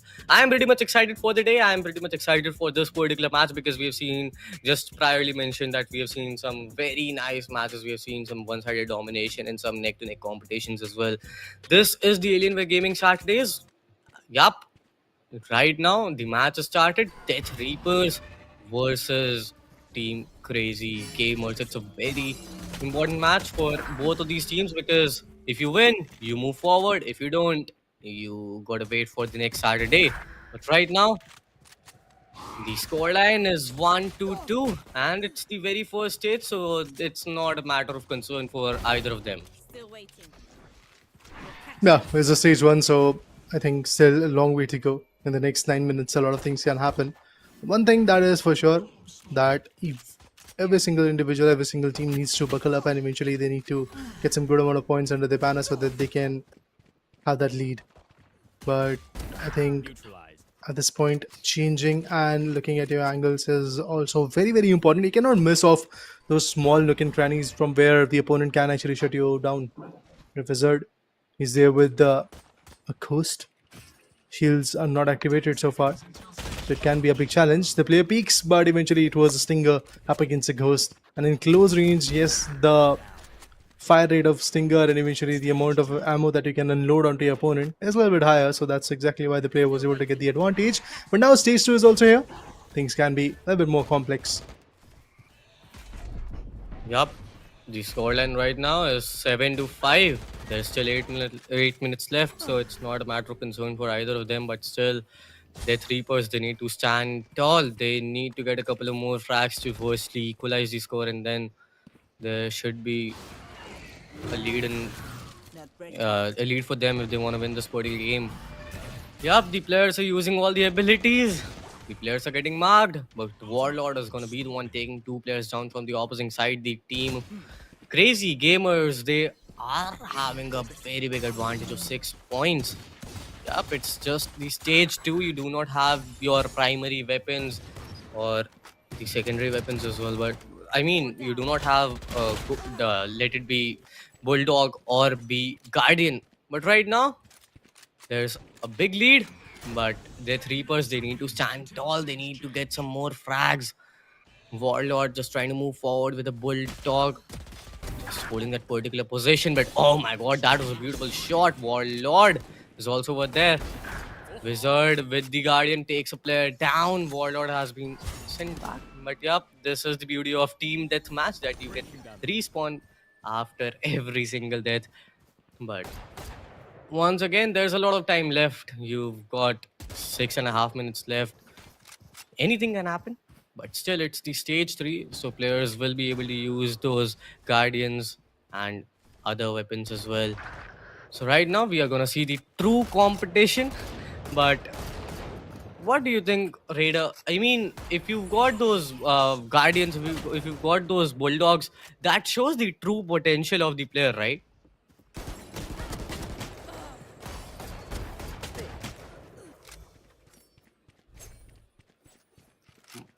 But as of Yeah, now, I mean, in order to answer your yep. question, I think yes, it's pretty accurate, but at the same point, Guardian is one of the only weapon, to be precise, the only weapon which has got the first bullet 100% accuracy. If you see, Yep. you talk about Vandal, you talk about Phantom or any other particular weapon, there is a struggle with that aim. If you are aiming at a particular side, if you shoot the bullet, Guardian is going to go in that way. That's why a lot of people also prefer Guardian when it comes to whenever it comes to like a betterment of aim, or if you are struggling with Vandal, like Vandal has got a good amount of damage, but then again that first bullet accuracy is not at all close to 100%. It's way too flingy to play with, but once you are good with a Vandal, you can be on par.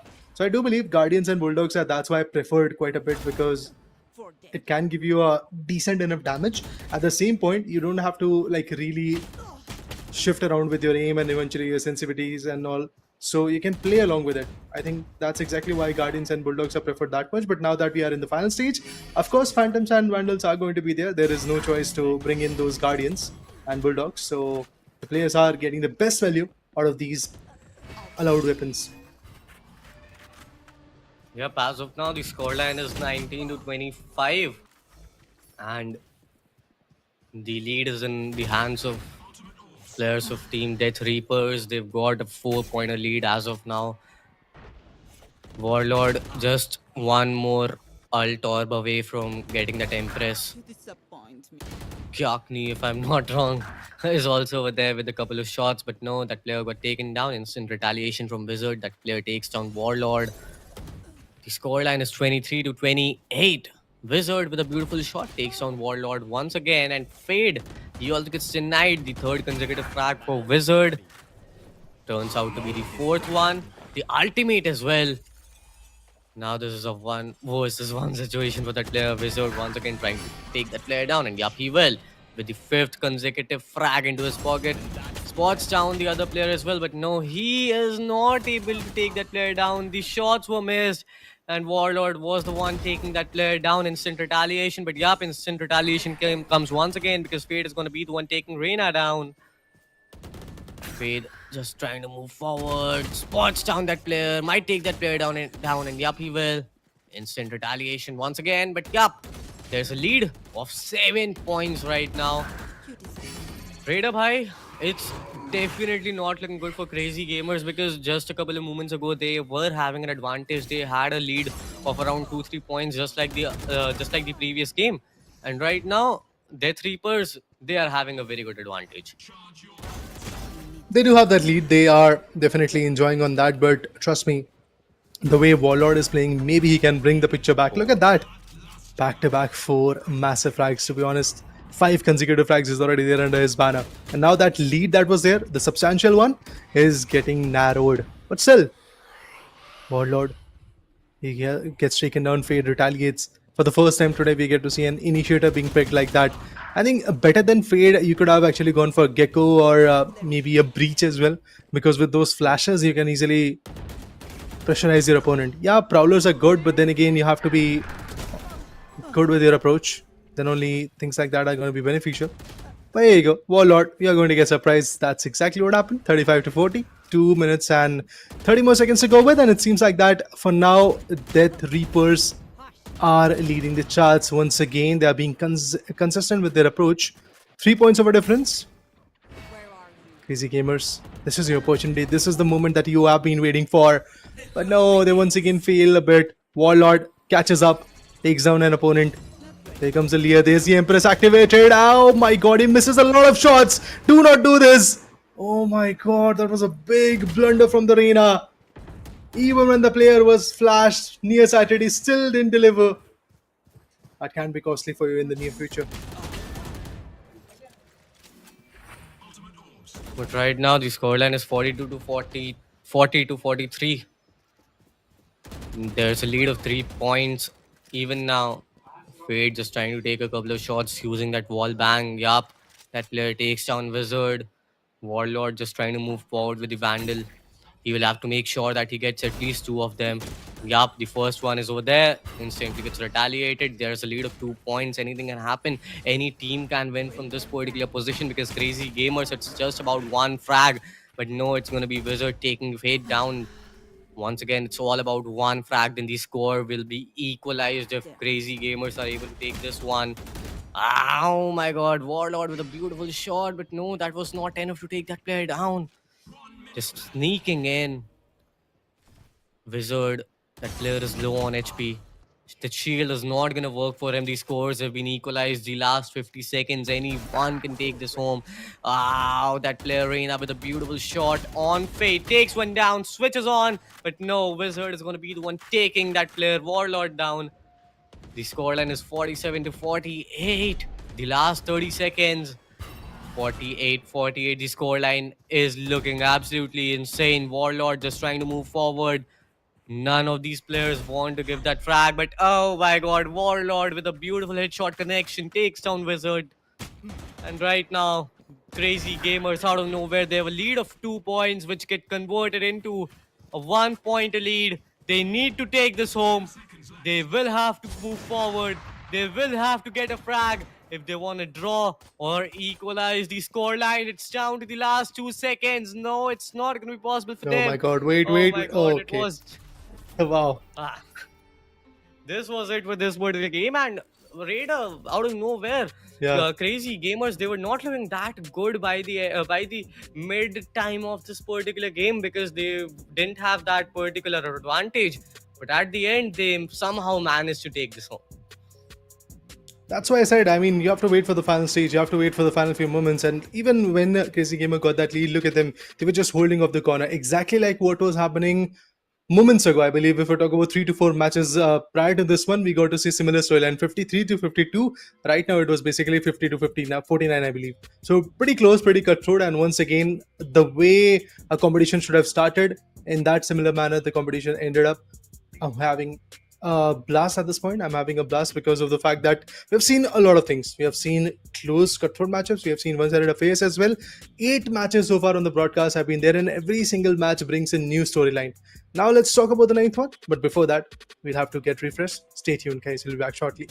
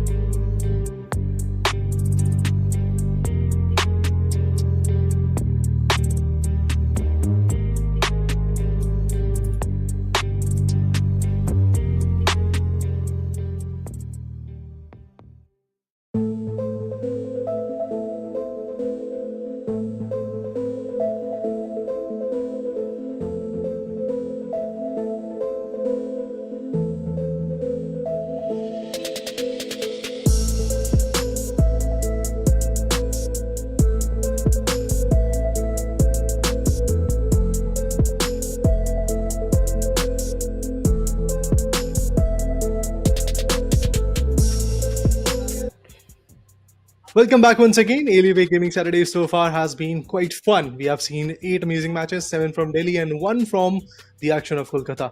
And now the match number 9 is also on the way. Let's have a look at it. Let's see what kind of Asian competitions players are going for and who are those two teams going head to head. Infinity X versus Pikachu. Well, in the world of Valorant, there's the Pokemon coming through. Yup. Infinity X versus Pikachu. Right now, Vizzy is going to be the one taking one player down. The scoreline looks 5-1, 5-2 now. There's a lot of time left. It's just the stage 1 with the Iron Sheriff. That player was trying to take a player down, but no, he got denied. Vizzy once again with the Ghost, just holding those particular positions. Pikachu, they need to firstly equalize the score.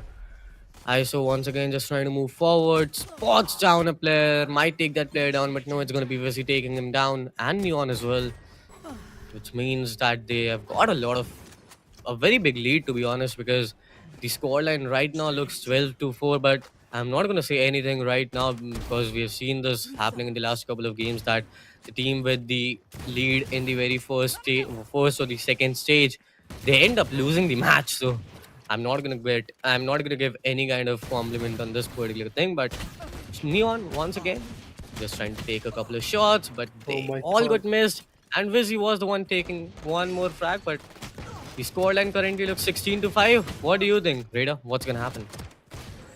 I think that Infinity X is going to win this one because of the fact that they are playing on a situation where their aim looks better. They are coordinated with their approach. Of course, Pikachu can fight back, but the whiff that I saw from Neon and eventually the not so coordinated attack that is coming in from Pikachu's side is something that is making me worry as a individual who has seen some coordinated attacks today. Oh, look at that. Look at that. Too much. Too much is actually having a too much fun. He is definitely having too much fun as of now. Oh my god. The names are quite interesting, but right now that player comes out with a beautiful shot, takes down ISO once again with the Guardian, gets taken down. Neon was the one taking that player down. ISO was the one taking Vizzy down. Neon just trying to move forward with the Guardian once again, but oh my god, what was that shot? Neon, he gets taken down once again, switches on to the Outlaw. One bullet and 140 damage can be given to your opponent, but you need to make sure that you hit and headshot so you can take a player down. But no, that player got taken down. The scoreline is 24-15. Pikachu, they need to step up right now, because if they're not able to do so, they might end up losing this match. But Neon once again with the Guardian trying to take a shot, but in front of him there was a player with the ultimate of Jet. No, that player too much. He also got denied. Once again with the Outlaw trying to take a player down, but no, all these shots are going to get missed. Last 6 minutes into the game, 27-19 is what the scoreline is. Last 6 minutes. And yup, the stage 4, the final stage, is going to come in the next couple of moments. So yup, the players will be able to use their Vandals and Phantoms. Now the actual potential of all of these players will be witnessed. Chaos. I'm waiting for that because now the final stage is here. Ah, that operator was a mess. Infinity X, you need to buckle up if you really want to win and take that opportunity of having that lead in the scoreboard till the end. They need to be consistent. They need to be good with their aim and eventually be consistent. Look at this. At this point, too much is just pushing in. And from the other side, Vizzy takes his own time to come out of the spawn. So when you attack like that, when you are in a bifurcated equation like that, obviously the value is going to be a little bit more higher for the opponent. Oh my god, that was good for ISO. Takes down 2 back-to-back with this Spectrum Phantom that he has got. Obviously that advantage will be amazing to watch. 33-29, look at that. It's like Infinity X are losing all their lead points and this is not the moment where you have to do that. Oh my god. Oh, this is bad. This is bad for Infinity X.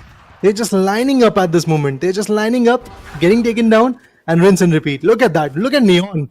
With that operator, how much of a damage he has given to his opponent. 34 to 33. Oh, once again, that could have happened. But he missed. But ISO connects. It's a 1v2. Oh, switches to a Vandal. Delivers. Now there's a lead. There's a lead for Pikachu. And Infinity X are now on the back foot. See, this is what we were talking about, that any team can come back at any given point of time, even if you have very big lead. This is what I was talking about in the very beginning of this particular game. But right now, we've got Pikachu having a lead of more than 3 points with the ultimate. So it's a very important fight for him, but no, he gets denied as well. There's a lead of 3 points into the favor of Team Pikachu, which gets converted into a 2-point lead. But too much with the Vandal once again. Spots down that player, but instantly gets annihilated. Neon, he also gets taken down. 4-point lead. There's still 3.5 minutes left. Anything can happen at any given point of time. But no, Neon does not want that to happen, because that player is going to stand tall once again with the 6-point lead. Pikachu, they are looking insane. But no, Vizzy is going to stand tall. Vizzy is going to step up, takes one player down, spots down the second one. Neon, oh my god, this is incredible. With the 6th consecutive frag, turns out to be the 7th one as well. ISO just holding that particular position. We'll have to make sure that he at least gets one. Spots down, Vizzy spots down one, takes that player down. Neon, he has the ultimate as well. He can definitely get some more frags. ISO takes down too much. Neon just sneaking in towards the enemies. Spawn point. I've spotted down that player is looking towards getting the second one as well, but no, with the 8th consecutive frag is trying to move forward. Spots down Reina as well. Takes down that player, and now there's a lead of 10 points. Raider, this is what we were talking about, that anything can happen at any given point of time. If you are in the first stage, we cannot say anything. Exactly. You might be leading for the first 3 stages, but the final stage is where the tables turn. And it feels like that the tables have turned in the way of Pikachu. They are the one who are leading at this point. They are just maintaining that pressure back and forth. They're just retaliating. It's pretty lovely to watch how far Pikachu has come. And eventually it happened as soon as the final stage triggered in. We got to see utter retaliation coming in from these lads. Too much got a frag, but Neon retaliates 46 to 56. 10 frags over difference and about 90 to 100 seconds left to retaliate. Long way to go. Long way to retaliate. Too much to do. But so less of a time is left. 47:58. Pretty cutthroat from the sides of Team Pikachu. The retaliation that they're giving is pretty cutthroat. They're not giving a lot of space to their opponent to work with. Look at ISO. With that operator, he's just shutting down every single possibility.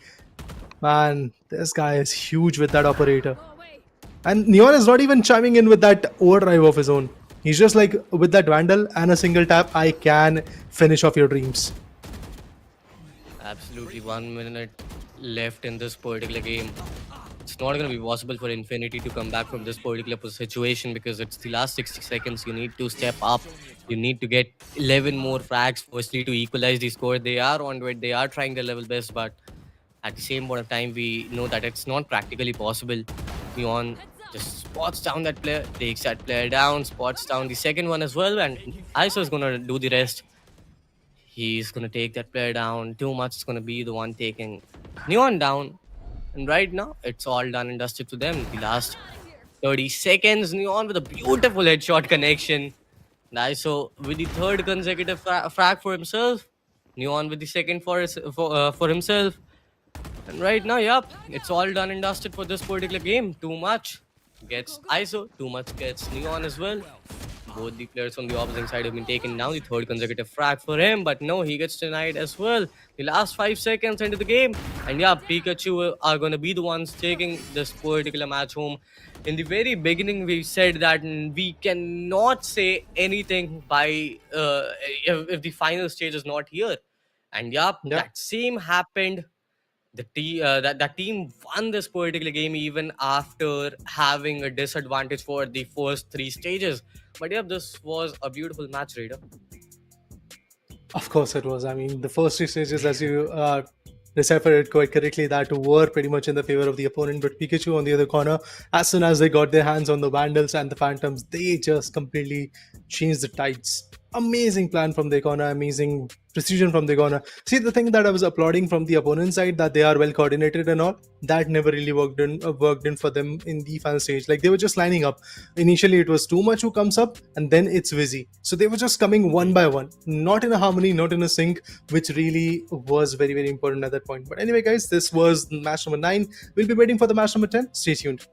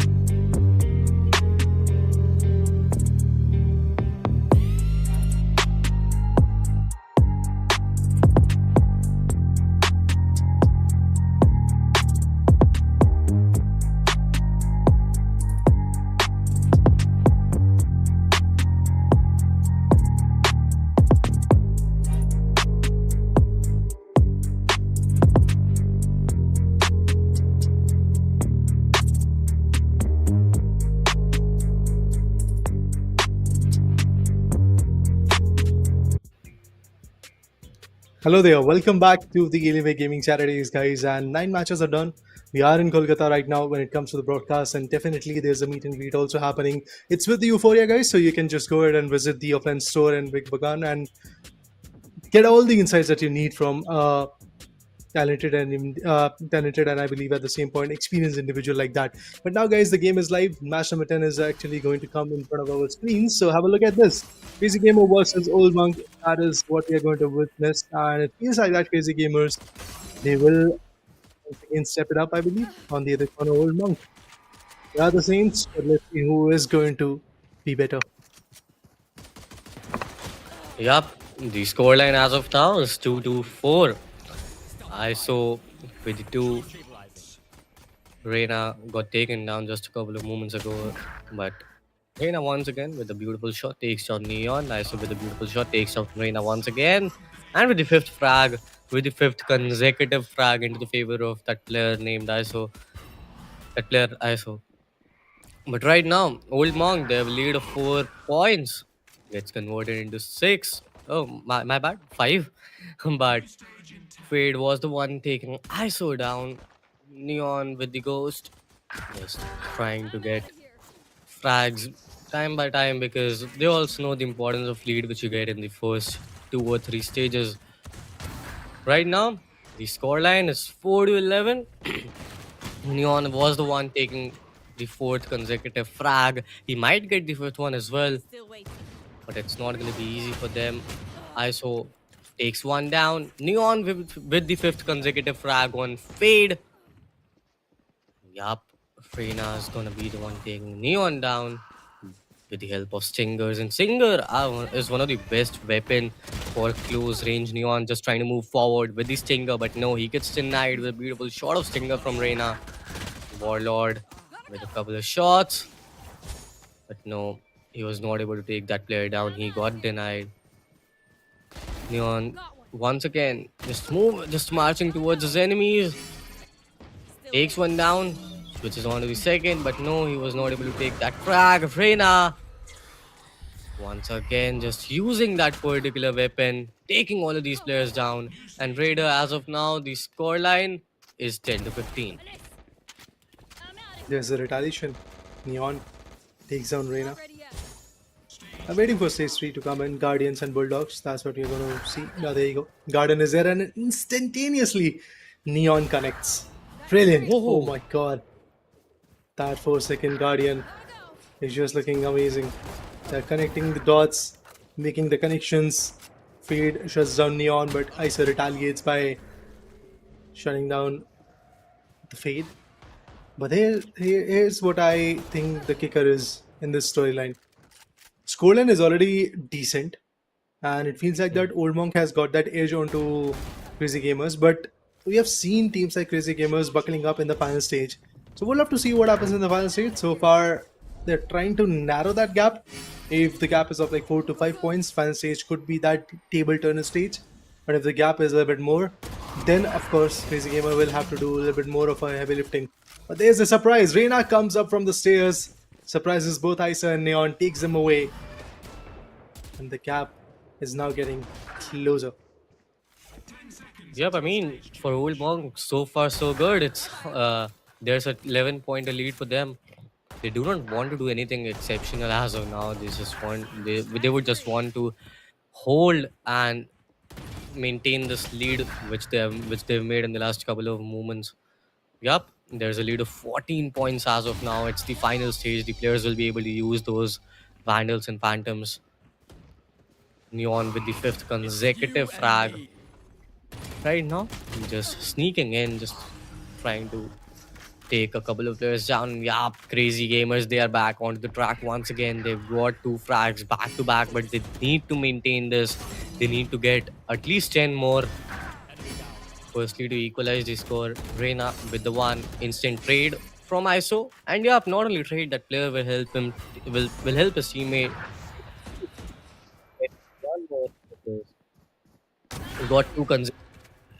One with a beautiful operator shot takes down one, which is on to the second one, but Reina is going to be the one taking long. Very nice lead. They've got what they wanted. And the last 4.5 minutes into this game, and I guess that old monk, they are onto it. They are on the way to win this particular game because there's no stopping them back. Just look at the confidence of this player, Neon. Oh my god, that is insane. Once again, that player, he was decayed, but still managed to get that frag. The Prowler's gonna come into play, but it's gonna be his teammate ISO taking one more player down. Neon once again is over there. That player is marked as of now, but it's not a matter of concern for him because ISO and Neon, the deadly duo. Oh my god, this is not good for crazy gamers, Raider. Not at all, not at all. At this point, Old Monk, they are just shutting down every single equation of a comeback coming in from the sides of Crazy Gamer. Reina. Finally, we get to see an opening, but look at Neon, back-to-back 11 to 12 frags, consecutive 12 frags coming through. A recovery orb being utilized once again, back with a strong amount of HP. He wanted to go for the overdrive, but Reina nails the player down. 3 minutes and some seconds left. Oh my god. I do believe that Old Monk is the one who's gonna win this one. No doubts in my mind. Oh my god, even the Odin was in vain. Nothing of a fruitful connection being made. Last few moments. I think Crazy Gamer, they can just try to narrow the gap, but the difference is of around 29 points. It's a serious difference. Well, look at that. Precise single taps right on the head. I mean, it's the final stage. You've got those Vandals and Phantoms. It's what you want. Nothing less than that. But anyways, Neon is going to be the one taking one player down. Switches on to the second one as well. Takes that player down. The third consecutive frag into his pockets. Might get the fourth one as well. Because he knows where his opponents are. The ultimate as well. Neon gets fade. And ISO, oh my god, even after that ultimate, he got denied. But Neon got one, got the fifth consecutive frag. He has been marked, but oh my god, this is not what should happen. Oh my god, this is gonna happen. Neon, just the confidence this player has is just incredible. Once again, just marching in, but Reina was the one taking that player down. But there's a very big lead of almost 34 points, which is gonna be next to impossible for crazy gamers to to just come back from this particular situation because there's a lead of 34 points. You firstly need to equalize the score, and the time left on the clock is just 1.5 minutes. So it's obviously not going to be possible for them. But Old Monk, this was a very nice match, which is going to go into their favor. There's still 1.5 minutes left. What do you think, Raider? Is it going to be possible? Is there even a 1% chance for crazy gamers to come back? Not at all. I think it's 0% chances for Crazy Gamers to be back in the action because now we are down to like last 80 seconds. And in 80 seconds, building up a lead and narrowing the gap, a lot of efforts have to be made. And then after that, you have to maintain that lead as well, which is highly improbable, highly unlikely at this moment. So yeah, for me, it's not just highly unlikely, but near impossible. Or should I say just impossible. Blatantly, it's impossible for the sides of Team Crazy Gamer to be back in the action. 3 good frags with the overdrive, but 3 good frags with the operator as well. This time it was not that efficient enough. Difference is massive. I think we have our clear winners coming through, and it's definitely Team Old Monk moving forward. 45 seconds more to go, and whatever Team Crazy Gamers wants to do, they can, but then again, they won't be able to move forward to the next particular stage. They'll have to wait for the next time that Alienware Gaming Saturday comes to Kolkata. Yep. The last 30 seconds into the game, and Old Monk, what a beautiful domination we've seen from their side. Oh my god, Neon once again with the fourth or the fifth ace for himself. Right now, Neon once again got spotted, got denied. ISO with that guy's vengeance vandal. Took a player down, but instantly got retaliated. Neon, couple of shots missed, and yup, he got taken down as well. But ladies and gentlemen, boys and girls, this was it for this particular game. What a beautiful match. Crazy gamers, they started off pretty nicely, but Old Monk were the ones having that upper hand advantage, and especially by the end of the game, that's all you want. old monks, they were the ones who had the advantage from the very beginning itself. But yeah, this was it for True. this particular game, Raider. Yeah, fun match, and eventually we get to see a good amount of retaliation coming through as well. But at the end, it was a one-sided affair. So, guys, this was the 10th matchup. Stay tuned. We'll be back with the 11th one as well.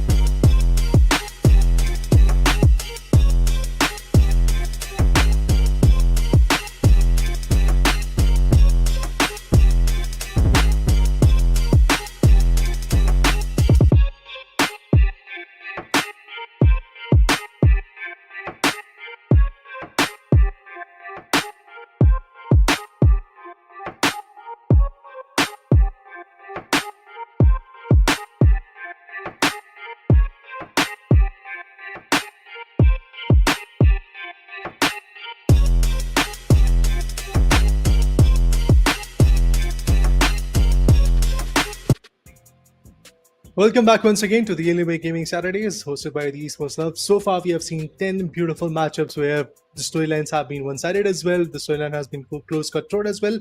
But it's me, Raider. Along with me, we do have Chromax as well on the desk. And now we are anticipating that the 11th one will bring, again, a new storyline. Something different, something interesting. So, having said that, let's dive into the 11th matchup. Let's see how this whole action in Kolkata is happening and what EXE is going to be against Nameless.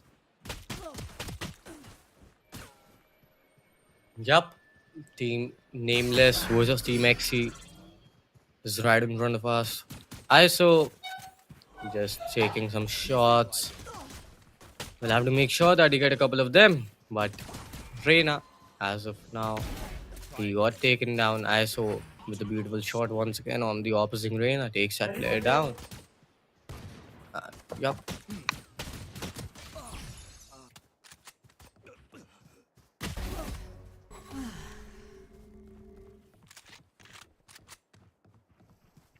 Well, Team DXC constantly barraging at this point, getting some good connections. Let's wait and watch. ISO retaliates. It's back and forth. Even the pistol round, to be honest, the stage 1 is also looking quite cutthroat in this one. Yep. And right now the scoreline is 5-7. It's the stage 2, if I'm not wrong, and yeah, the players are getting down. Reina once again with a beautiful shot of Stinger takes a player down. We'll have to heal himself because if you got the healing orbs, you got to utilize it as well. ISO just holding that particular position. Yep, you take a player down in the retaliation, but there's a lead of 4 points into the favor of Team Nameless. ISO heals himself down with the recovery orb. And now he's got an advantage. He's got that Stinger. He's going to take a player down. Once again, uses the healing orb. Takes one more player down with the third consecutive frag. That player is looking really good. But no, it's going to be Debrata taking ISO down as well. So yeah, there's a lead of 4 points, Raider. But yeah, still just like we've mentioned in the last couple of games that anything can happen at any given point of time because there's a lot of time left. Yep. What do you think? That will Nameless be able to just hold on at this particular lead, or they'll get annihilated? I think at this point, we'll have to wait for the final stage because, again, we have seen so many examples today that the final stage can change the tides that I am not sure that I can at this point predict whatever will happen. I do believe that Team Nameless has got a good lead, but my thoughts right now is that Team EXE is going to fight back. The way they are retaliating every now and then, there's a good potential in them, and if they are able to cash in that potential, if they are able to build a consistent attack, I think it could be EXE's game as well. Yeah. XC, they can take this home as well. There's a lot of time left, and just a matter of 6 back-to-back frags, which can definitely happen, but it's not going to be easy for them to just capitalize on this particular situation because Team Nameless, they've been playing really good. See, these wall bangs are also very important, but oh my god, that player with a beautiful shot takes down one, takes down the second one as well. The retaliation was over there. A player from the side, from his side got taken down, but no. As of now, there's a lead of 7 points into their pocket. ISO got taken down, and the player is using a Spectre, which is which is definitely not what anyone uses, especially in a team match. But Debrata, once again, that player is suppressed and vulnerable at the same time because of ISO. He might take down that player, and yup, he will. He take down the Yoru as well. So yep, there's a lead of 9 points into the favor of Team Nameless. They can definitely take it home, but there's still 5 minutes left, so we cannot say anything at this moment. It's you and Let's me. wait. Let's wait for the final 2 minutes. It's close, no doubt in that. Contract complete. But still, a lot of time is left, like around 5 minutes approximately is still due. Things can change. Of course, Team Nameless is now on the lead, and they are just maintaining that lead. As you asked about it regarding who's going to be the winner or what is a possible outcome. Reina with that Empress is once again going ham. Look at this. No remorse, no, should I say, second guessing and eventually wrong decisions coming through. He's just going ham and not missing even a single shot at this point. Look at this, 6 back-to-back consecutive frags. The other Reina is just looking and just looking at this point because the entire team is being demolished. Entire duo is just under the barrage. Look at the pressure that this lad is maintaining. Back to back, 8 consecutive frags, and finally he goes down. 4th for the ISO. Maybe the 5th one also comes through, but no, that's not the case. 39-22. Team EXE under some big trouble because 18 points of a difference is a serious difference. It's definitely a very big difference.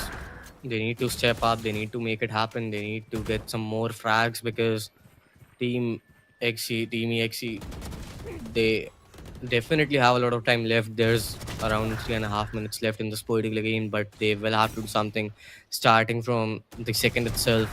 But Nameless is going to be the one taking one player down with the help of Odin. Instantly gets retaliated because there was no HP left with them. ISO once again is gonna stand tall, takes one player down, might spot down the second one. Yup, he will. Yup, he will take that player down as well. So yup, it's not gonna be easy for XC to just come back from this particular position because there's a lead of 20 points. You need to do something, otherwise it's done and dusted. Yup, Debrata, you gotta use that Odins. You gotta use every bit of ability you have. But still, the retaliations are gonna come into play, and these trade fires are very important part of a team that's match. If you are able to get them, if you have lead, that's all you want, nothing more than it. Pratyutu, if I'm not wrong, is gonna get taken down. Debrata takes down ISO, and yup, I guess that it's all done and dusted. There's 2.5 minutes left. It's gonna be Team Nameless who will be taking this home. Yup. If anything exceptional happens, if anything miraculous happens, then yup, we might see Team XC taking this home as well. But they will have to play very aggressively, and at the same time, they will have to make sure that they do not give even a single frag to their enemies. And yup, this is what I was talking about. That if you give trade to your enemies, that's all what they want. So yeah, there's a lead. There's a very big lead, and it's all done and dusted for them. And look at this team. Nameless is not coming out of spawn that much. They're not pressurizing their opponents a lot, despite the fact that they have a serious amount of lead in their favor. They're still being calculated. That's what I like when it comes to games like these, because of course, as an opponent, you might hate this approach, but trust me, that's the valid strategic advantage that you have.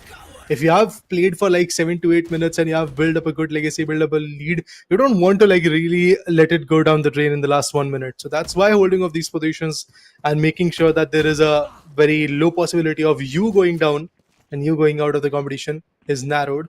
I love this approach. Look at this, being patient, but still it feels like that the act of desperation is coming in from the sides of EXA, and now they are just popping off, getting a lot of frags. Let's see how far they're gonna go. Yep, it's down to the last 1 minute. Nameless, they are gonna take this home, but at the end, let's see what's going to be the final score line. There's still a lead of 19 points as of now, and oh my God, Reina with the knife. The banter is also on. The player Yoru, he got taken down. The instant retaliations. I would love to see a player using knife from the opposing side as well, if they are able to do so.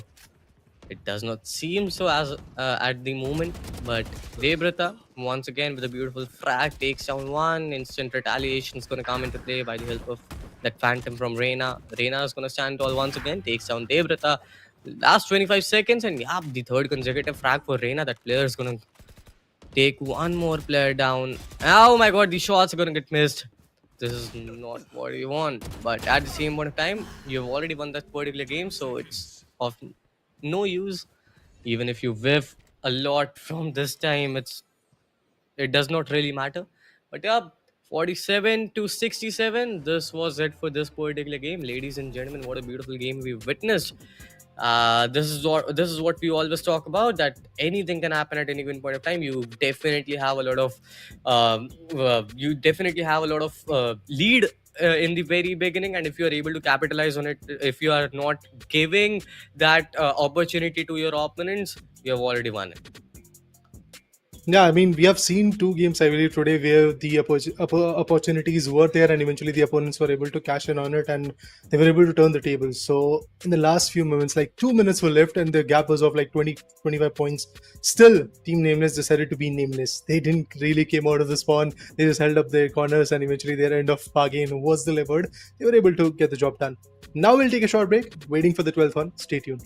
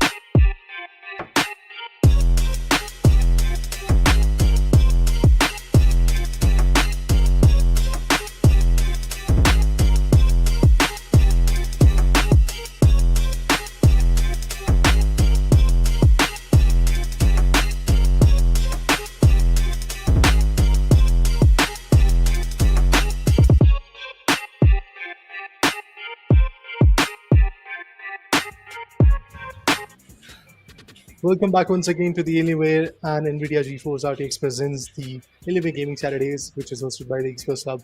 So far, 11 matches are done and dusted, and every single match was pretty fun to watch. Now, the 12th one is going to come in, so the game is about to be live on your screens.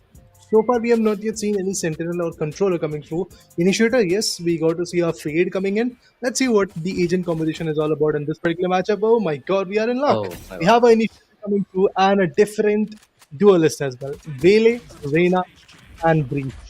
These are the type of agents. These are the three different agents that we have seen in this particular matchup. Two Reinas, one from opposite sides, and a Breach and a Vele. Sandwich. I've seen this guy performing in the past Yeah. as well. So I'm looking forward to see what he's going to do. I do believe that this will be NoSleep.gg well played's game. Okay, you've already given your predictions, but yep, it's Sian Vish. It's one of our colleagues from the gaming community itself. But as of now, Daddy NJ is right in front of us with the Stinger. Spots down that player, but oh my god, this was not supposed to happen. You should take these players down. But again, Holy Chature, oh my god, all of these names. But yep, with the Sheriff, takes a player down, instantly gets retaliated. What a beautiful reflex that was from NJ. That player takes that player down. No sleep, GG. No sleep, GGWP are going to be the ones having a lead of 8 freaking points in the very start of the game. It's the stage 2. You got to use your Guardians and Bulldogs by the stage 3 as well. As of now, with the Sheriff, this player is absolutely ready. But now Sian Vesh is going to be the one taking that player down. Bulleted with that player. He gets taken down. Sian Vesh with the Bulldog right now is barely surviving. But no, he's going to use that recovery orb. He's going to use that healing orb to heal himself down. But no, this is not what should happen. Sian Vesh. Anvesh, oh my god. Whiffed a bit. But anyways, got that frag. Once again, spots down that player, takes that player down. What a beautiful headshot connection. Again with the... And especially Raider, in these team deathmatch, we do not see players using those initiators. But right now, yep, we have got one. We have got the Breach. What do you think about it? As I said earlier as well, that Fade is not really the right initiator that you want to use in a 2v2 type of scenario. You can go for a Gecko, you can go for a Breach as well, because Breach is again, Breach and Gecko, to be honest, are one of my favorite agents. Breach because of the fact that it brings every single thing. It has Flash, Yeah. it has a way to concuss, of course, with the fault line. It has Aftershock as well, which can help you in postman scenarios, specifically when I'm talking about the classic 5-5 matchup, and then the Rolling Thunder to deny everything else and shake up the whole earth. So I do believe that Breach can be very, very effective, even when it comes to a 2v2 scenario with those flashes. You have seen this guy Sandwich already getting a lot of value. Bullechitter on the other corner is fighting back. Here comes the Wele, won't go far. Daddy NJ shuts him away. But with that Aftershock, look at this. He is just pushing the player back from the different angles. Can be beneficial for him. Let's see how far they're going to go. Peekaboo. Oh, he gets spotted, but did not do much. But taken down. 35 to 18. And again, the final stage is here. Look at this. With that flashpoint, just flashes off the opponent, shuts him away. Now this is where, as a Breach, the util matters the most. Yup. You got to use your udils, you got to use all the abilities you have. But as of now, NJ with the third consecutive frag spots down the other player, takes that player down. See, and where she gets denied. Oh my god, that player Peekabo, if I'm not wrong, that player takes down one more guy from the opposing side. And yup, your predictions are on top, Raider Bhai, because just in the very first stage, you predicted that we might see Team NoSleep.ggwp winning this particular game. And yup, oh my god, the ultimate's gonna come into play. That player Rolling Thunder, that ultimate did not help them too much. But oh my god, that player, he blinded himself. But anyways, managed to get that frag. See and Vesh with the operator. God, watch it happen. Taken down that player, Ture taking NJ down as well. There's a lead of almost 20 if I'm not wrong. And no sleep WP are gonna be the ones taking this home, but there's still 4 minutes left. Anything can happen at any given point of time. But Moshi, all of these names are so notorious, I mean.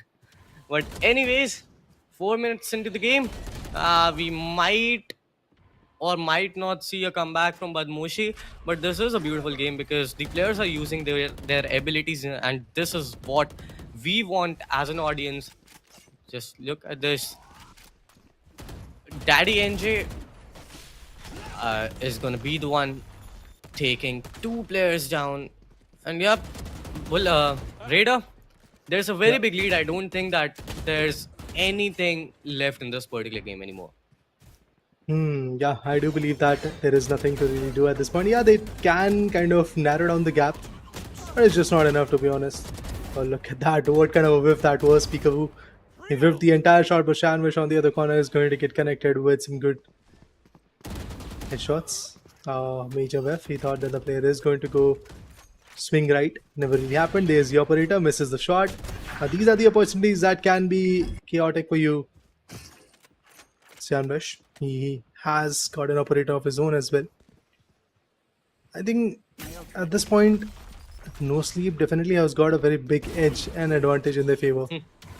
Like around 29 points of a difference. That's pretty huge, to be honest. I would love to see a Rolling Thunder also coming through in the near future, but there you go. We have 45% recharged of the ultimate after shock. Good usage of that. And look at that glowing champion Phantom. It just showcases that sign that yes, there are the champs. He is the guy who has got the highest amount of frag. And of course, that Reina is being very, very fruitful. Sandwich on the other corner, always on the healing end and trying to deliver the best value. Yup, there's still 2 minutes left for the game. Bmashi, they will have to do something if they genuinely want to win this particular game, but it's not going to be easy for them. At the same time, Sia and Vish, that players trying to move forward with the Vandal. They've got a very big lead. They will take this home. But no, these are the shots which you do not want to miss. Anyways, the retaliation came into play. That player got taken down. Daddy NJ is going to be the one taking. Might take one more player down, but no, he got denied. C and Vish was the one taking Bole Chature down on the other hand. That player has that ultimate. That player has the Rolling Thunder. We might see him using that. But no, he spots down one more. But no, this is not what you should do, bro. That player is still over there. Bole Chature, that player takes down, got no taken idea. down, but okay. He has no idea of that. And oh my no, god, no. C and Vish. Oh my god, that player whiffed a bit over there. But anyways, there's a very big difference. There's still 1 minute left, but there's nothing possible for Bmashi to do at this particular point of time. It's done and dusted, guys. I believe 73 to 37, exact opposite numbers. No Sleep. They are actually having one of the biggest leads so far we have seen today. Brilliant. Bmashi on the other corner, constantly trying to retaliate, constantly trying to step up. Not really working out in their favor, but they are doing what they can do at this point to kind of narrow the gap. Look at this, around 40 points of a difference. It's pretty huge. Peekaboo decided to stick in the corner, never really helped out. Daddy NJ on the other corner gave that backup. There's the flashpoint. Both the players are flashed. He wants to knife maybe. It's not gonna work. Both these lads have been taken down. Bit of a hasty decision, but then again, 40 points of a difference, 80 to 40. Maybe the scoreboard is going to be even more bigger. Let's wait for it. Okay, it's still 40 points of a difference. Now it's 39. One more maybe? No. Okay.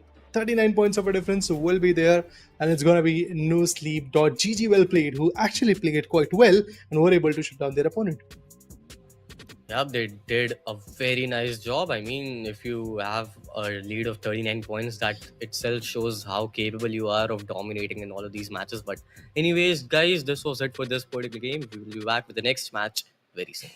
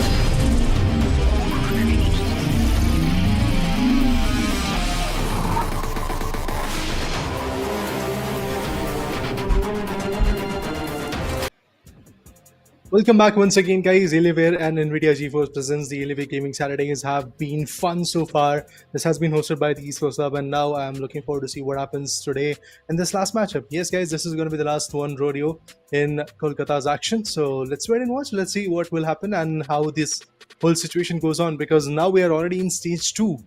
For results, what you can do is basically follow the Esports Club's Instagram handles. But let's wait and watch. Bmashi versus Old Monk.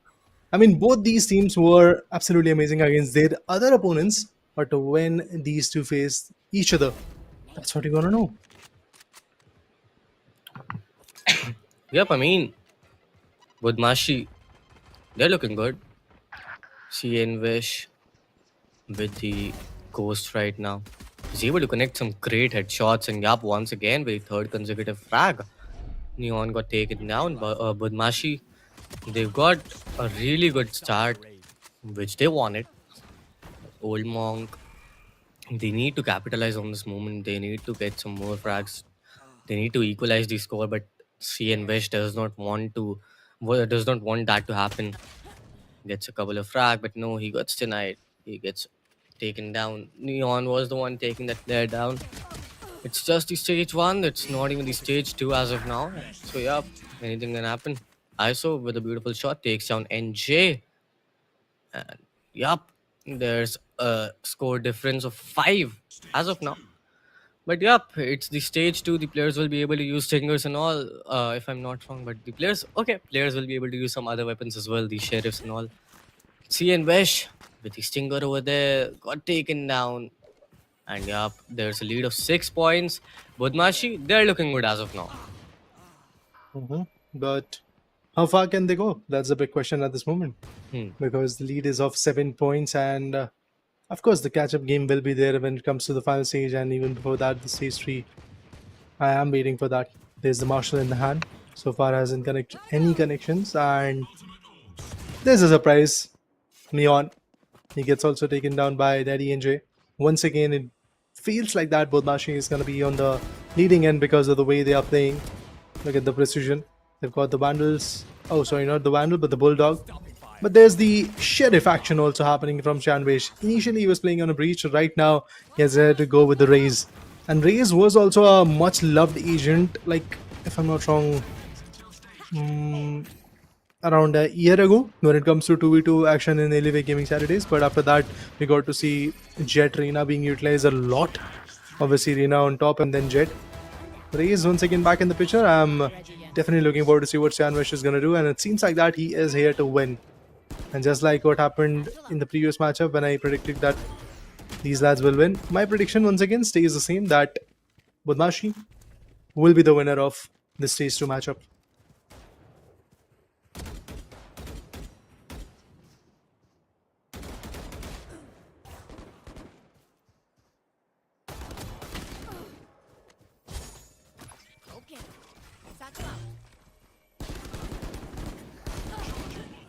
Slowly. Old Monk. Look at them.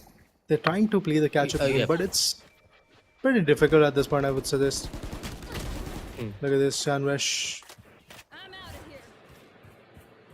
Let's wait for the final stage. I am just patiently waiting to see what happens on the final stage.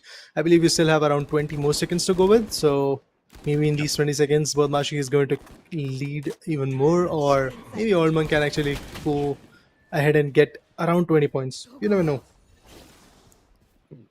Yep, I mean, they've got a really good lead as of now. Old Monk, they need to step up. They need to get consecutive 10 frags firstly to equalize the score. It does not seem so happening because ISO and his teammate Neon are looking unstoppable at this point of time. CN Wish. My bad. CN Wish and his teammate is looking unstoppable at this point of time, but as of now, Neon, they'll also have to step up. They will have to do something. That player is trying to sneak in.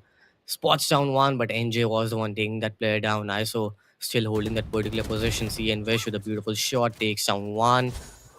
There's a lead of 13 points into his favor. That player can take it home. But no, CN Wish got denied. And so does NJ, because Neon is going to be the one taking 3 consecutive frags. It's the final stage. 5 minutes are left into this particular game. NJ is going to be the one taking Neon down. The lead is going to evolve only because there's a lead of 11 points. And I saw what a beautiful hit shot that was. NJ is going to get taken down. CN Wish with one on Neon, but Ultimate is here. Spots down a player. But no, CN Wish is going to be the one taking that player down. There's a lead of 12 points. Gets converted into an 11-pointer lead. But Old Monk, they will have to step up. And they will have to step up right now. Because if they're not able to do so, Raider, it's all done and dusted for them. I agree. This is the moment. This is the stage. This is the chance that you will get. And it's the only chance that you're going to get, to be honest. So let's see if catch-up game is going to be good. Sandwich tried to retaliate. He did. Boombot, Satchels, Peen Shells, Showstopper. In a few moments, the Showstopper will be available as well. I would love to see whose show is going to get stopped and who is going to get retaliated with that. Ultimate. Yeah, there's the Showstopper, but mid-air, the player was taken down. Not before. Sandwich takes down ISO as well. And that's one of the biggest disadvantages of having a raise in your favor. Showstopper can actually shut down quite a few players, but then again, you are also pretty vulnerable because you have to come out of your nook and cranny and then eventually utilize that ult. And sometimes you might not even find that value. Sandwich did find it. 12 frags over difference for now. Bmashi is still on the leading edge. Yup, they are on the leading edge. They can definitely take this home. It's down to the last 3 minutes. Old Monk, they are onto the verge of losing this particular game. But oh my god, this is not what they wanted. Once again, CN Wish using that satchel as well. Oh my god, that player is trying to just tease his enemies down. But yup, the last 3 minutes into the game, Daddy NJ spots down a player, takes that player down, and so does CN Wish.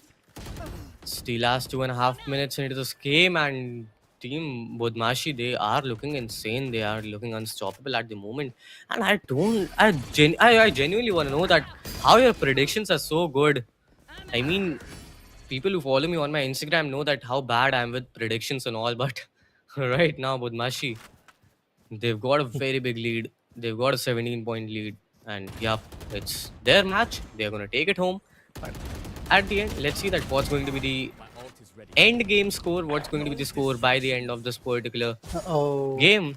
That ultimate's not going to come into play. That player choked it. But anyways, ISO with the Vandal once again got annihilated because CN Wish was the one taking that player down. And yup, Raider, it's all done and dusted. I do believe that it's pretty much a close-ended situation right now. I do believe that Bmashi is the one who's going to lead the charts and eventually move forward to the stage 3 action as well. Again, remember guys, make sure to follow the Esports Lab on their Instagram handle because all the updates will be coming in right there. But Old Monk, what they can do is basically narrow the gap. What they can do is basically build a good scoreline. And we might get to say this, that this was close cutthroat in the last few seconds. For now, Old Monk is constantly trying that. Their only concern is, let's get some points on the board. That's all. That's all that is there in their mind. But again, remember, Bmashi is the one who was dominant from the very head start of the competition, who was aggressive. And they're just trying to maintain that own position. But at the same point, look at these. They're not overexposing themselves. Obviously, giving up opportunities like that can be costly. But Neon, you have the ultimate as well. You can go for it. Let's see if he's going to chime in for the ultimate. He didn't. But with the Vandal, with the Prelude Vandal, he's still getting the job done. He's still getting a lot of points. Lovely. Yup, there's still a difference of 12 points. But oh my god, with the overdrive as well, that player takes down one player. CN Wish, that player gets taken down. Oh my god, that was a beautiful shot from CN Wish. Takes that player Neon down. And now it's all down to the last 30 seconds. For a clinch of movement, we thought that, it might go into the favor of Team Old Monk. But anyways, it's not happening. It's going to be Team Bmashi taking this home. It is going to be Team Bmashi who will be winning this and moving further into the next matchup. But CN Wish just is over there. He got down. Neon and ISO were the ones taking 2 frags. But anyways, ladies and gentlemen, boys and girls, this was it for this particular game, we saw a difference of 9 points, which I thought that would have been even more because the way Team Bmashi were playing was absolutely incredible. I mean, they were playing phenomenally aggressive. But anyways, this was it for this particular game, Raider. This was a beautiful match. I mean, the amount of efforts that the other side was implementing in the last few seconds, last few minutes, could have been a little bit more in the initial stage as well. Maybe at that point, the gap of I think 9 narrow points could have been minimalized. But anyway, guys, things like that will happen. You might actually lack on a certain situation, but always the Alienware Gaming Saturday will be there. I do believe that. I hope for that. Audience are supporting, audience are loving and enjoying a lot of action. So I would love to see more and more Alienware Gaming Saturdays happening. We have visited quite a few cities. We have seen a lot of talents, but this was it for today. Alienware Gaming Saturdays are done and dusted, and we are proud to say that Alienware and NVIDIA GeForce RTX, they're proudly bringing this IP. They're proudly bringing a lot of interesting talents coming through. Sandwich, as an individual, we have seen him in a lot of 5-5 tournaments as well, but individual prowess, we got to see that today as well on the platform. We visited Delhi today. We visited Kolkata as well. There was meet and greet with Nonstop Gaming in Delhi and then eventually Euphoria in Kolkata. So if you are there in Delhi or Kolkata, as in the description, all the locations will be given, guys. So just go ahead and visit the store, explore Alienware products, explore NVIDIA GeForce RTX GPUs for you, and you can just get that combined package as well as the amazing laptop that you can see in front of our screen, the Dell Alienware M16R2. Just go ahead and get it done and dusted, guys. For now, it's done. My name is Jada. We do have Chromax on the rest. Before we end, Chromax, anything to say? I mean, Alienware Gaming Saturday is what more do we need? I mean, if you are a solo player, if you play for fun, we visit your city every Saturday. You can go there, play. You can get your hands on the Dell Alienware M16R2 laptops and what more do you want? But ladies and gentlemen, boys and girls, this was it for this particular day. We will be back with the next Alienware Gaming Saturday, obviously on the next Saturday. But yeah, this was it. We will be back with the next on the next Saturday. But till then, stay hydrated, and we'll be back.